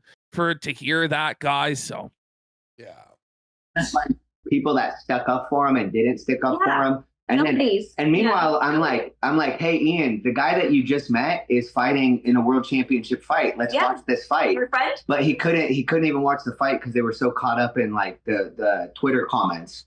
Yeah. What was it that happened? Did he drop his video? Or I remember Froggy made this comment about how he would, if he lost, he'd subscribe to her OnlyFans. Yeah. It was really because Froggy worked with Sam. And once Froggy worked with Sam, Ian was super offended. Yeah. And so Ian was really, really offended by that. Harley worked with Sam. I know. Dude, and those videos were funny. Those videos were hilarious. I think they let Harley go. Because, you know, like, he's so cool and they don't want to, like, take him off the card. You know what I mean? Well, I think he kind of did it beforehand, too. Yeah. And then afterwards, they kind of were, like, not cool with it. Was that what happened? You did it before? Well, he never told me that I couldn't work with Sam. I just, as a person that spoke with Sam and spoke with Ian, I noticed that they had bad vibes between the two of them. Yeah. So for Creator Clash 2, I just opted to not work with Sam because of that. And he got it. He understood that they had this whole beef thing. And then Froggy, he had gone and worked with Sam. And then there was an issue. They put everybody involved with them in such awkward and shitty situations. Yeah. That because they're butthurt and offended that Sam punked out Ian, or God only knows, right? That it's like, oh well, you can't be involved with him, and they're these guys now have to decide, well, which relationship do I prioritize? What do I do? All because iDUBBBZ and ANISA can't just take an L and can't just let people fucking live on the card. Yeah. Like, it's crazy. Froggy, I don't want to speak for him, but I believe he felt that they were overstepping their boundaries of who he could work with or not work with. I didn't know that the whole thing was because of Sam until Ian unveiled it months later. I thought it was because Froggy made a joke about ANISA, and then they doubled back on that. I thought it was insane. I'll be real. I mean, it was obvious to anybody with fucking eyes and ears that it was because of Sam. And Harley is just ashamed of his role in sweeping for it, and that's why he's saying this shit. But the streets remember, Harley. The streets remember your broomstick furiously sweeping for the Jamhas. But at least you're here now for the final felt down and the snakening. So I guess we're just gonna look the other way. Yeah, and also it was because of the tweets that Froggy Fresh made. It was both. He actually just admitted that blatantly. He's like, oh, he got kicked because he was training with Sam. I'm like, what? Yeah. Why did you even admit that?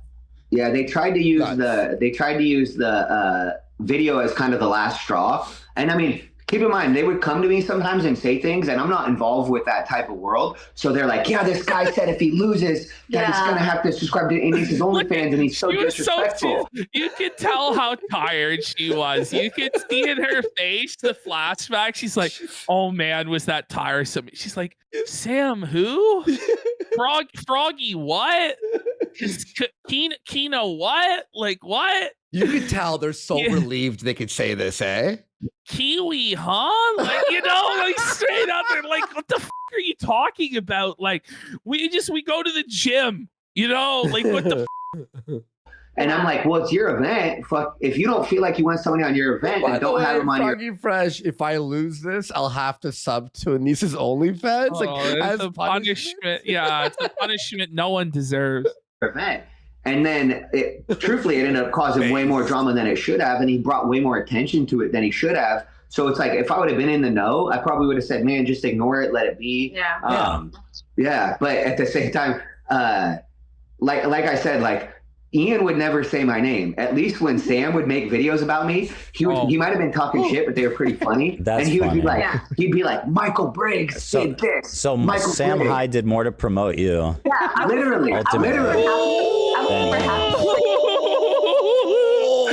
Sam Hyde did more to promote Ian's boxing coach than Ian did. Ooh, it's insane. All right. I did that video, and I saw that there was like 11,000 views, and I was like, "Look, babe, my content's finally out. My filming is out." He had videos that were like talking shit about me, but they had like 100,000 views. So we were like, "That's more than Ian's ever done for me." That's crazy. And the first Creator Clash. This is an annihilation. Oh yeah, pillar to post. The first Creator Clash, Sam had a major presence there, even though he physically wasn't there. I did see a lot of shirts, a bunch of Sam Hyde, and something that has that type of what's it called? Like it's an allure. Hard to get people to move. Yeah, and people were there. They were wearing his T-shirt and stuff like that. And I had a lot of people that watched Sam and watched the documentary that watched Creator Clash. But I guess it was like picking and choosing who could be a part of the event. Right. Yeah. That whole thing was so stupid. They brought more attention to it, not letting him be there, than they would have if he would have just been there. Like so. It was the craziest thing because ANISA said to me, she's like, Kate, you don't understand. Ian and I both believe that Sam Hyde would really come and find me and would actually murder me. Okay. So that's the reason why we have to take all these precautions. That's actually delusional insanity. Sam Hyde's gonna find us. It's like, you do know, like, your address is like, if Sam really wanted to, or any, like, what are you talking about? That's like, oh, he's gonna track us down. Oh. But it's never gonna happen because the guy has way too much to lose to waste his life on you. But that's ANISA's like insane entitlement and delusions of grandeur. She thinks that she's so special that some guy's gonna ruin his life, like, to kill. It's crazy. Yeah. It's crazy. Yeah. I was like, are you sure? Fucking lose everything for ANISA? Like, I was like, I think the guy's You a really millionaire. think she's I was like, I don't think he's main character Exactly. syndrome. gonna risk his freedom to kill you. Yeah. But okay. So Sam is definitely an unpredictable, like high level troll, but I don't believe that he actually I don't think their security was in risk. Why would he kill him? Well, Creator Clash 1, he bought a ton of seats. He bought like a table right next to the ring that was like over $10,000 Yeah, or something. what do He you had all think his about guys that, there. Harley? Do you think Ian was right to cancel that? Or I've always been at a place where there are so many decisions I would have done differently, but I've always acknowledged, okay, this is your event, do whatever. When Froggy got kicked off the card, I remember calling to be like, yo, so this is so much drama unfolding. And he was like, oh yeah, I just told Froggy he's not on the card. And I was like, oh, that's gonna not go over well. Yeah. And I still understood his logic. He brought out Not the fucking broomstick for it and defended it so hard. It was crazy. In every Twitter section that there was, every Twitter thread he was there. On YouTube comment sections and everywhere, he would come in to say his piece. The Sam thing, I thought it was for insulting his wife, so I understood. I'm like, yeah, back your wife, sure. But I was still like, people are gonna feel away 100%. They really, and now that I know that there were so many other people working at Creator Clash other than them, if I were their partners, I would have been like, who cares? Let that guy come here. Who cares about any of that? Let him fight. It's a YouTube boxing event. You know, let it all happen. Yeah. I mean, if he was really there was worried, a lot of gatekeeping. Right. Gatekeeping this event, that's the less gatekeeping there is, the more successful it could be for charity. Right. Correct. And also, like, that guy would have promoted it too. So and at that time, we were under the impression that it was still for a charity, right? So I thought to myself, well, why are you going to refund $10,000 that could have gone to charity? But now we all know the truth. It didn't go to charity. And the event lost money, so it's not a good never went. that was for the first one. Yeah. that was for the first one. Okay. Yeah. So, and that was the thing, is they could be like, it was just 10,000, we raised 1.3 million, which, once again, I was always telling Ian, I would always say, be proud of your work. Be proud of your work. And so, for example, when he came onto your show for the second Creator Clash, we weren't with him for that event, for that interview. So he goes on the show and he tells you that he's been boxing for 2 years now and all these other things, when in reality, he took freaking 6 months off to make a show with that Dax kid. Yeah. So I'm like, why wouldn't you go on to your show and promote what he was doing? Right. Instead, he didn't promote what he was doing. He pretended like he was boxing the whole time. And for me, I'm like, I'm your boxing coach, and I can tell you never once showed up in 6 months. So now it's going to make me look worse if you tell people you're on year 2 of boxing, but you took 6 months off. You work with Dax Flame, who, by the way, is already like fucking left him on red. Oh yeah, no, he doesn't respond to the Jamhas anymore because he's got better things to do, like everyone else on the planet. Yeah, and they admitted this, by the way, on their podcast that no one watches. Can you guys spend a lot of time with them? Is there any other creators they specifically didn't like or that they were talking about? I have to tell you guys about how, like, man, the real oh, here we go. All right, simple. Oh, Stephen Graham. Oh man, he pissed her off. Stephen, Yeah. Hold on. Let me pull up the. He's the finance guy, right? Yep. Oh, he bought in the first one, right? He was shitting on the. Oh man. So wait, what did he? Yeah, he just seems like a pretty like. Wait, what? He's a great person. This is a different Stephen Graham, right? Like. No, I thought it was Graham Stephan. Yeah, that's the guy from the Irish. Yeah, Graham Stephan. Graham Stephan. I'm Okay, so I was like, happy it kind of seeing looks him like get him. fucked. What's up, you guys? Wait, Oh man. he didn't like Graham. Wait, after Graham had them on or had Ian on his show, I think I know why. Why? Because they wouldn't let Anissa be on the podcast. Right? Yeah, that's what it is. Anissa jealous that Ian got a spotlight once again. Yeah. We know this guy. He's the finance guy. Yeah. Very nice guy. Very nice. And like, so what happened? How did he piss off Anissa? So he owns properties. No, I'm just well, that was kind of it. But when they did his show, because we went to Vegas to promote the event, and when he went to do his podcast, he didn't have a chair for her. So she was.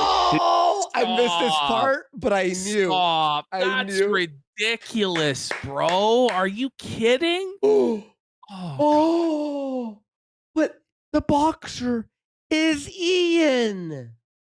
Super offended by that. She was so pissed. Jewish. Yeah. Did he not get her a chair? Is Gracie by chance Jewish? I don't know. Spoiler alert, he is. Oh no! Stefan, good question. Good question. Yeah. You're obviously Jewish. Well, she might have thought so. If you hear. Yeah, she might have thought so. She was so pissed because he had her. She was complaining about it, and he had a chair for Ian, but not one for her. So she had to sit in the back, far away, and she wasn't in frame. And so she thought that was so offensive that he would, like do a podcast with Ian and not. Wait, let me pull that up. She's chairless. I'm gonna see. Graham's producer is actually a fan of our show. He's invited me and Lean out to dinner when we were in Vegas. Yeah. Yeah. Graham was great. Graham was super nice. He's like nice Michael kid. Reeves was great. Graham was great. Like I tried to help Graham a lot. So, I'm trying to pull it up. Wait, this is not. I want to see their interview. The iced coffee hour, is that what it's called? Yep. Yeah, I believe so. Okay. Iced coffee hour. I'm just curious what the set situation was like. Oh, look at his dumb ass all beat up. Yeah, no room for her. Look at his dumb ass. He's so petty, bro. He hates him. The pettiness is on point. It's the best part. It's the It best really part. is. Yeah. Warriors out there, welcome back to another episode of the Iced Coffee Hour podcast featuring Graham, Stefan, and Jack he's Harlow. so boring.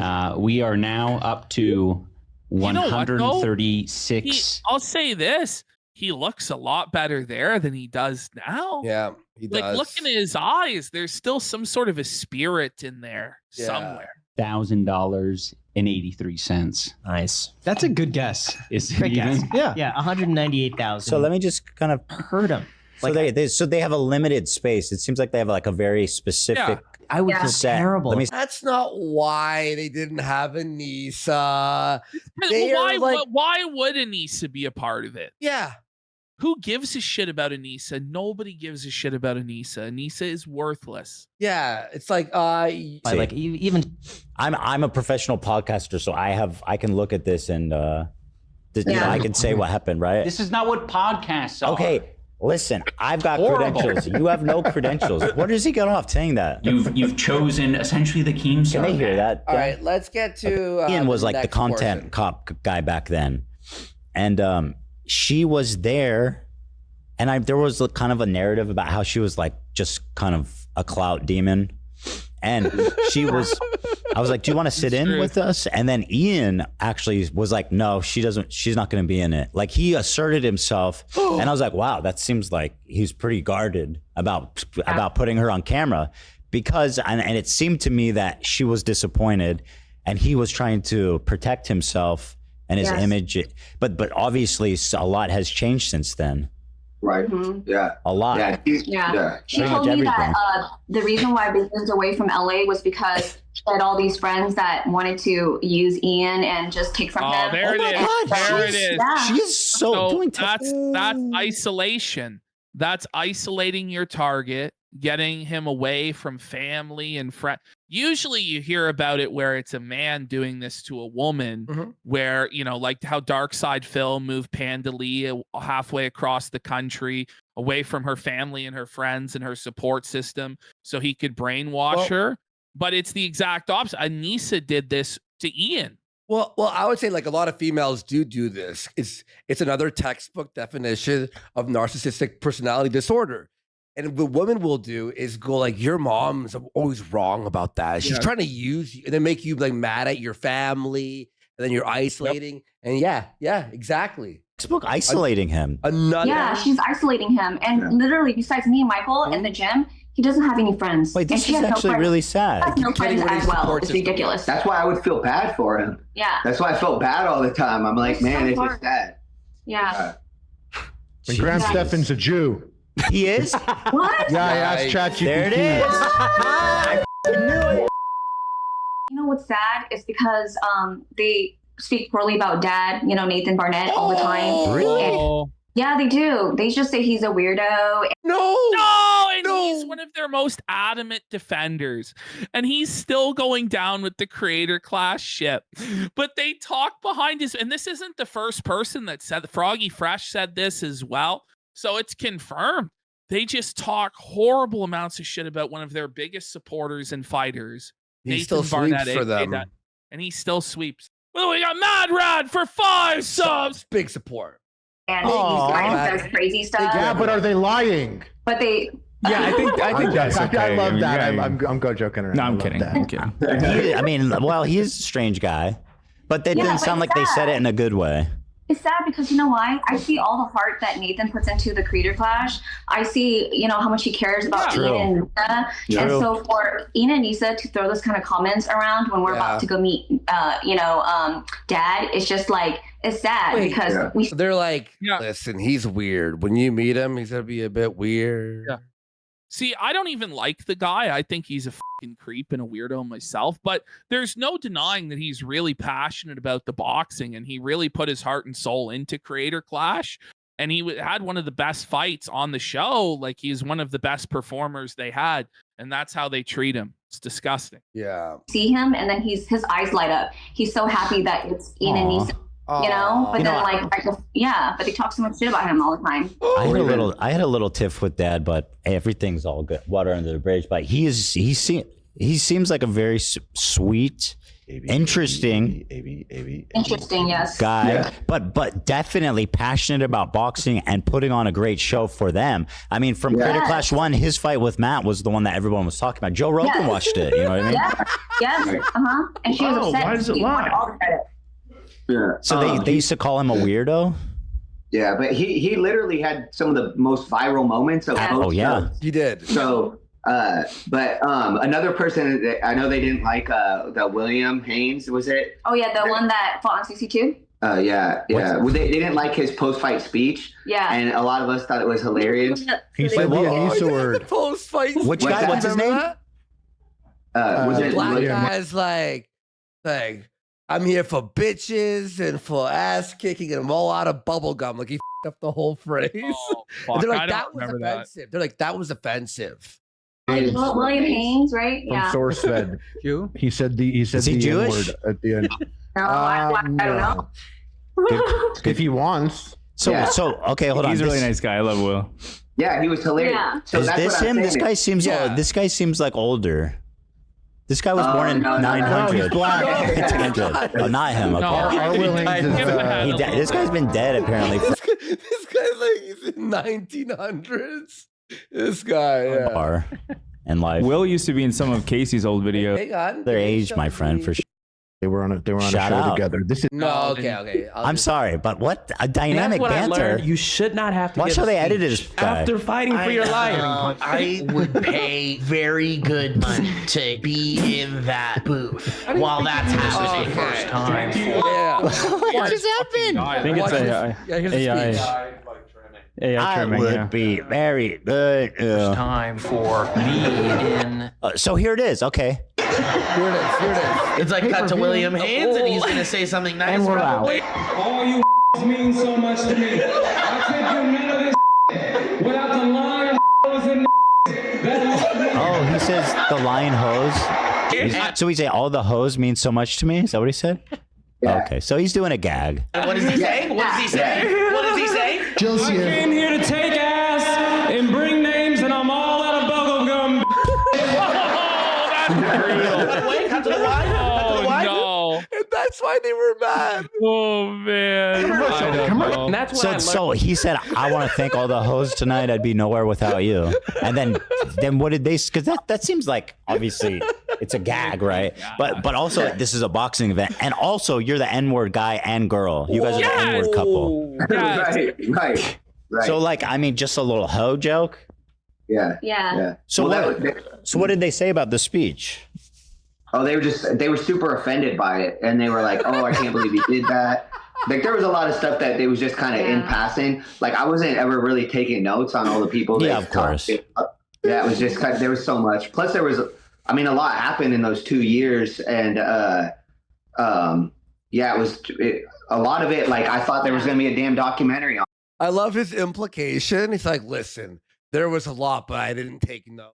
Like, of people that iDUBBBZ hated behind the scenes. So I thought a lot of this stuff would have came out, but it never did. So there was a moment where I thought she was going to get upset with AB, like during the, I believe, second creator clash, because she came to the gym one day, and I don't know if this rings a bell, but because I don't know the YouTube world, right? But she says somewhere along the lines of like, there was like an AI sexual thing or a video that was done. And I guess like AB either shared it or like knew about it. There's no way that's true, AB, right? And that, he's like, what? Yeah. And then she was like, oh, I find that so offensive. Like, I'm going to have to talk to him. And then I think she's referring to the cutie Cinderella thing. You didn't do anything? Yeah. That's the problem. Was that the bridge too far for her? Yeah, I guess. She brought it to the gym. But what does that have to do with AB? Yeah, it has nothing to do with AB. You're going to have to talk to AB about something I did. Sometimes you just take an opportunity. This is for Ian's career and reputation. Yes. Give me a sec here, guys, just to enjoy the moment. Let him enjoy it. Let's all enjoy it. Let's go, everyone. Burn it down. It's on fire. Careers are finished. Have you ever seen such a flawless victory in your life? It really is. Chestnuts roasting. Jack Frost. Frosting. I don't know what's the word. Oh, he's loving this, bro. He really is. He's so Thank you, happy. Zach. Thank you to enough. Oh man. By the way, for the record, a lot of people don't know why a lot of us were laughing in that moment. It wasn't actually the Chestnuts moment. It was just the way that it played out. But you know it was what? Awkward. It was coarse. What's amazing though is the best felt is still to come. The felt that really is gonna fuck iDUBBBZ and ANISA with all of their progressive leftist buddies is still to come. Oh yeah. Because they saved the best for last and they didn't even know, but it's coming. Strap in. This is insane. And Kate, I'm not done, because Kate, I wanted to ask you brought up when we were chatting a bit before the show, I brought up your working on some really interesting activism where you were this is not interesting. It's really shocking and sad that you yourself were a child bride. Yes. So I'm a child bride survivor, and at the age of have you a child bride survivor? That's f***ing crazy. No, I've never heard of that until now. Me either. But you know who did hear about it was iDUBBBZ and ANISA. And they didn't do anything to help. Guys, this is a dark story. 12, I was put into a child marriage from the time I was 12 until 23. Within my child marriage, I had 2 kids when I was 15 and 17. And this happened in America. That's sad. Okay. And Ian and Nisa are well aware of my story because I've had them at my home. They've seen my kids and everything. And so last year, right, 2024, I learned that there was a House bill in Washington State trying to pass House Bill 1455 to end child marriage. And so when I learned of this bill, I thought to myself, even though it had been 15 years since you heard that right. Washington State still allows child marriage. Yes. And they allow like an old man, 40, 50, there's no age limit, to marry kids that could be 10, 12 years old and have sex with them. Like, and apparently it's legal. And then she hears, oh, this bill is being passed or about to be passed, hopefully. To stop it. And so let's have a look here. I escaped my prison like, this is a chance for me to come forward and tell my story.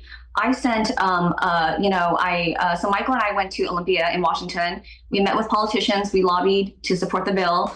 I gave my public testimony to support the bill. And unlike the Jamhas that are slacktivists that have never actually done any real activism, these guys actually went out, lobbied politicians, spoke to them. She told her story and all of that. Okay. Amazing work by these two. You know what I mean? I was on Seattle Times and television and everything. And I reached out to Ian and ANISA and I asked them if they could help, share the information, because it was really important to me that this bill passed. And they just both left me on red.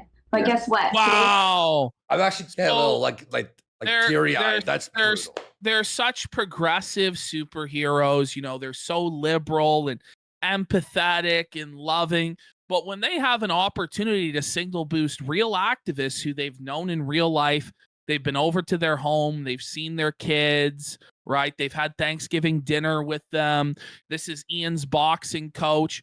And all they ask for, after Ian and ANISA, by the way, have stiffed them $5,000 in bonus pay that they just never got, they ask, hey, could you signal boost this to your all it would have taken is a tweet.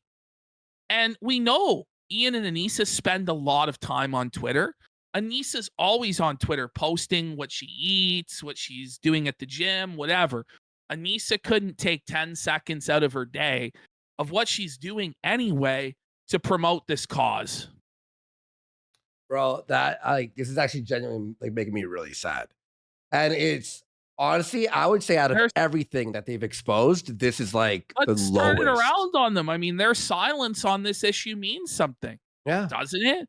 It means, I guess, they're okay with this going on. They had an opportunity to do something and they didn't. Their silence means something. Well, it's beyond. It's all you have to do is signal boost this. They didn't ask you for money. They didn't ask you for anything. They didn't ask you to fly out to the government building, the state legislature, and testify before the committees. They didn't ask for that. All they asked was for you to tweet this out, and you wouldn't do it. Both of you, and you both left her on red. They could see that, right? When they saw the highlights on Ian's story that we were going to be on, the biggest part out of every story, everyone talking about. And that's why I think Hassan's not going to defend them. Yeah. I don't think any of that leftist crowd is going to touch them with a 40-foot pole if this is what the narrative is about. ANISA was texting me and Michael, and they're like, they ignored us when we were trying to fight child marriage, but then when they found out, are they pro child marriage? Oh, yeah. It's funny. They see their last message from 6 months ago. Hey, may you help us fight child marriage? Red. But then the first text that I heard you're heading on H3. Huh. Makes one. Begs the question. Wait, so how? And if you're uncomfortable talking about this, refrain. But it sounds. How did you get married at 12? So basically, in Washington State, there's no law to prevent parents from marrying their children. So as long as there's a parental consent, then the judge on it and it happens, it could just marry a child at the age of 2. What? Yes, and also I want to imply that I also want to let you guys know that last year, after Michael and I worked so hard in Olympia in Washington to pass the bill was passed in March of last year. Oh, hold on. Wow, that's amazing. That's beautiful. And the bill was signed by the governor at the end of March. That's amazing. Yeah, it became a law June 6th. That's amazing. Is that a state bill? Yeah, and then I also came out to California as well to support the bill in February of last year. But because of the politicians and they're more focused on their sponsors and not ending child marriage to protect children like me and survivors like me, the bill in California was actually trashed. The day before I was supposed to go down. Are you saying in California you can get married at any age? What the? I know, but iDUBBBZ and ANISA wouldn't do anything to stop this travesty, even though they were aware of it the whole time. Why would they trash the bill? Parental consent. Yeah. So I did not know that. know that. We were that trying sounds to. One of those laws that was made in hundreds of years ago, and it's still on the books today. Just spitting in a park on a Thursday is illegal or something, something like that. California too, and it looked like it was going pretty far, but then they pulled it back because, like she said, if one of their sponsors is against it, then they'll take the bill out. Yeah, who's against that? Who the is against that? So Planned Parenthood is actually a huge Planned Parenthood. is hugely against ending the passing the bill. Well, it was very complicated. So Planned Parenthood in Washington was for the bill. Planned Parenthood in California, they were scared to pass the bill because they were afraid if they made child marriage 18, then it would lead to contraceptives having to be at 18. But part of our argument was like contraceptives and those types of things are not those are time sensitive. Marriage is not time sensitive.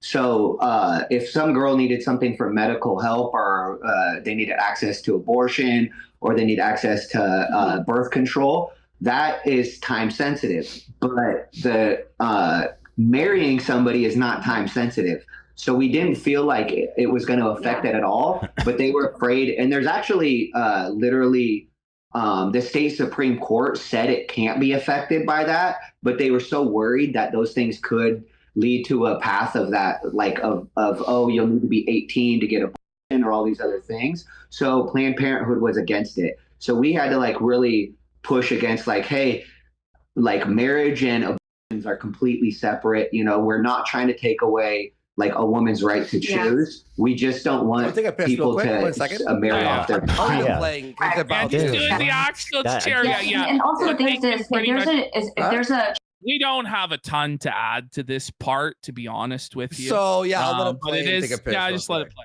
Child bride, right? And she gets into a marriage and she's being abused, right? Which most case happens, right? They get abused. Because if you have sex with a 12-year-old, it's still a child. But if you have a marriage license, it's okay. Yeah. No. So it's statutory. So if you get married, as a 12-year-old, he can have sex with you as much as he wants. It's not. Yes. It's no longer. So that's the loophole to statutory. That's a loophole to pedophilia. Yes, literally. Yes. Yeah, literally. What? Yeah, and so that's crazy. Yeah, one of the people that's disturbing. Really disturbing. It's crazy that they're in favor of that. Yeah, that's why I can't believe that ANISA wouldn't even like respond to me about it when we have been nothing but supporting to them.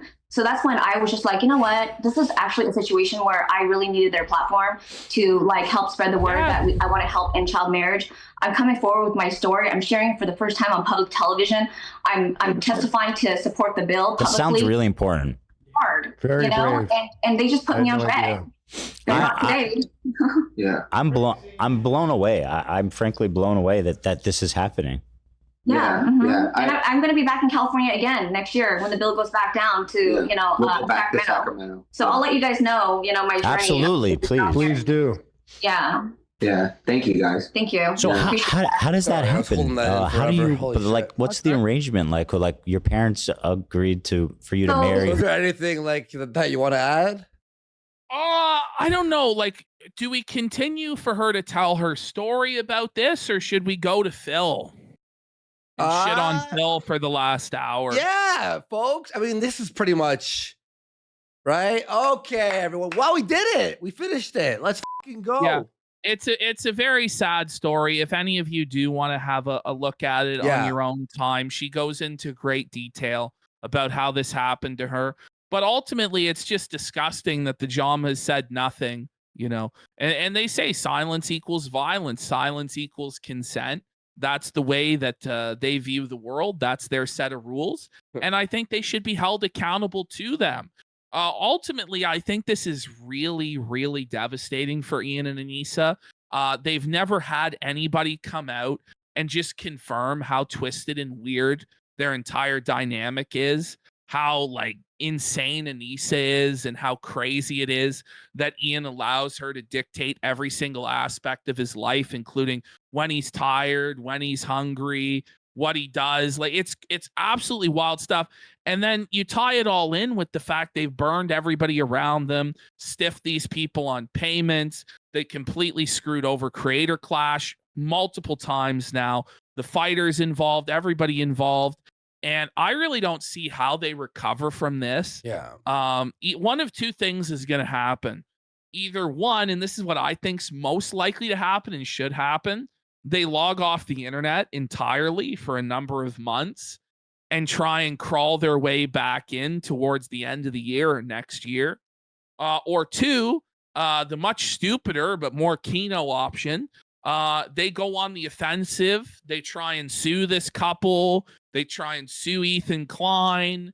They, put out a hit piece against her. They weaponize her trauma against her to say she's insane. They're making all of this stuff up. If they go that second route, I think that it's just gonna be such a devastating blowout for them that by the end they will have no choice whatsoever but to completely give up. And they really ought to give up at this point now. But who knows? Who knows? They've done crazier things, bro. ANISA is probably losing her mind right now in anger, just pounding the fucking walls and demanding that Ian immediately go on the attack. So we'll have to see what happens, but it was amazing to see them get destroyed. It was amazing. Wow. Thank you guys on Clip Channel. Hit like if you enjoyed the video there. Guys, did it. I thought we wouldn't get through it, but we did. I was really worried that we weren't.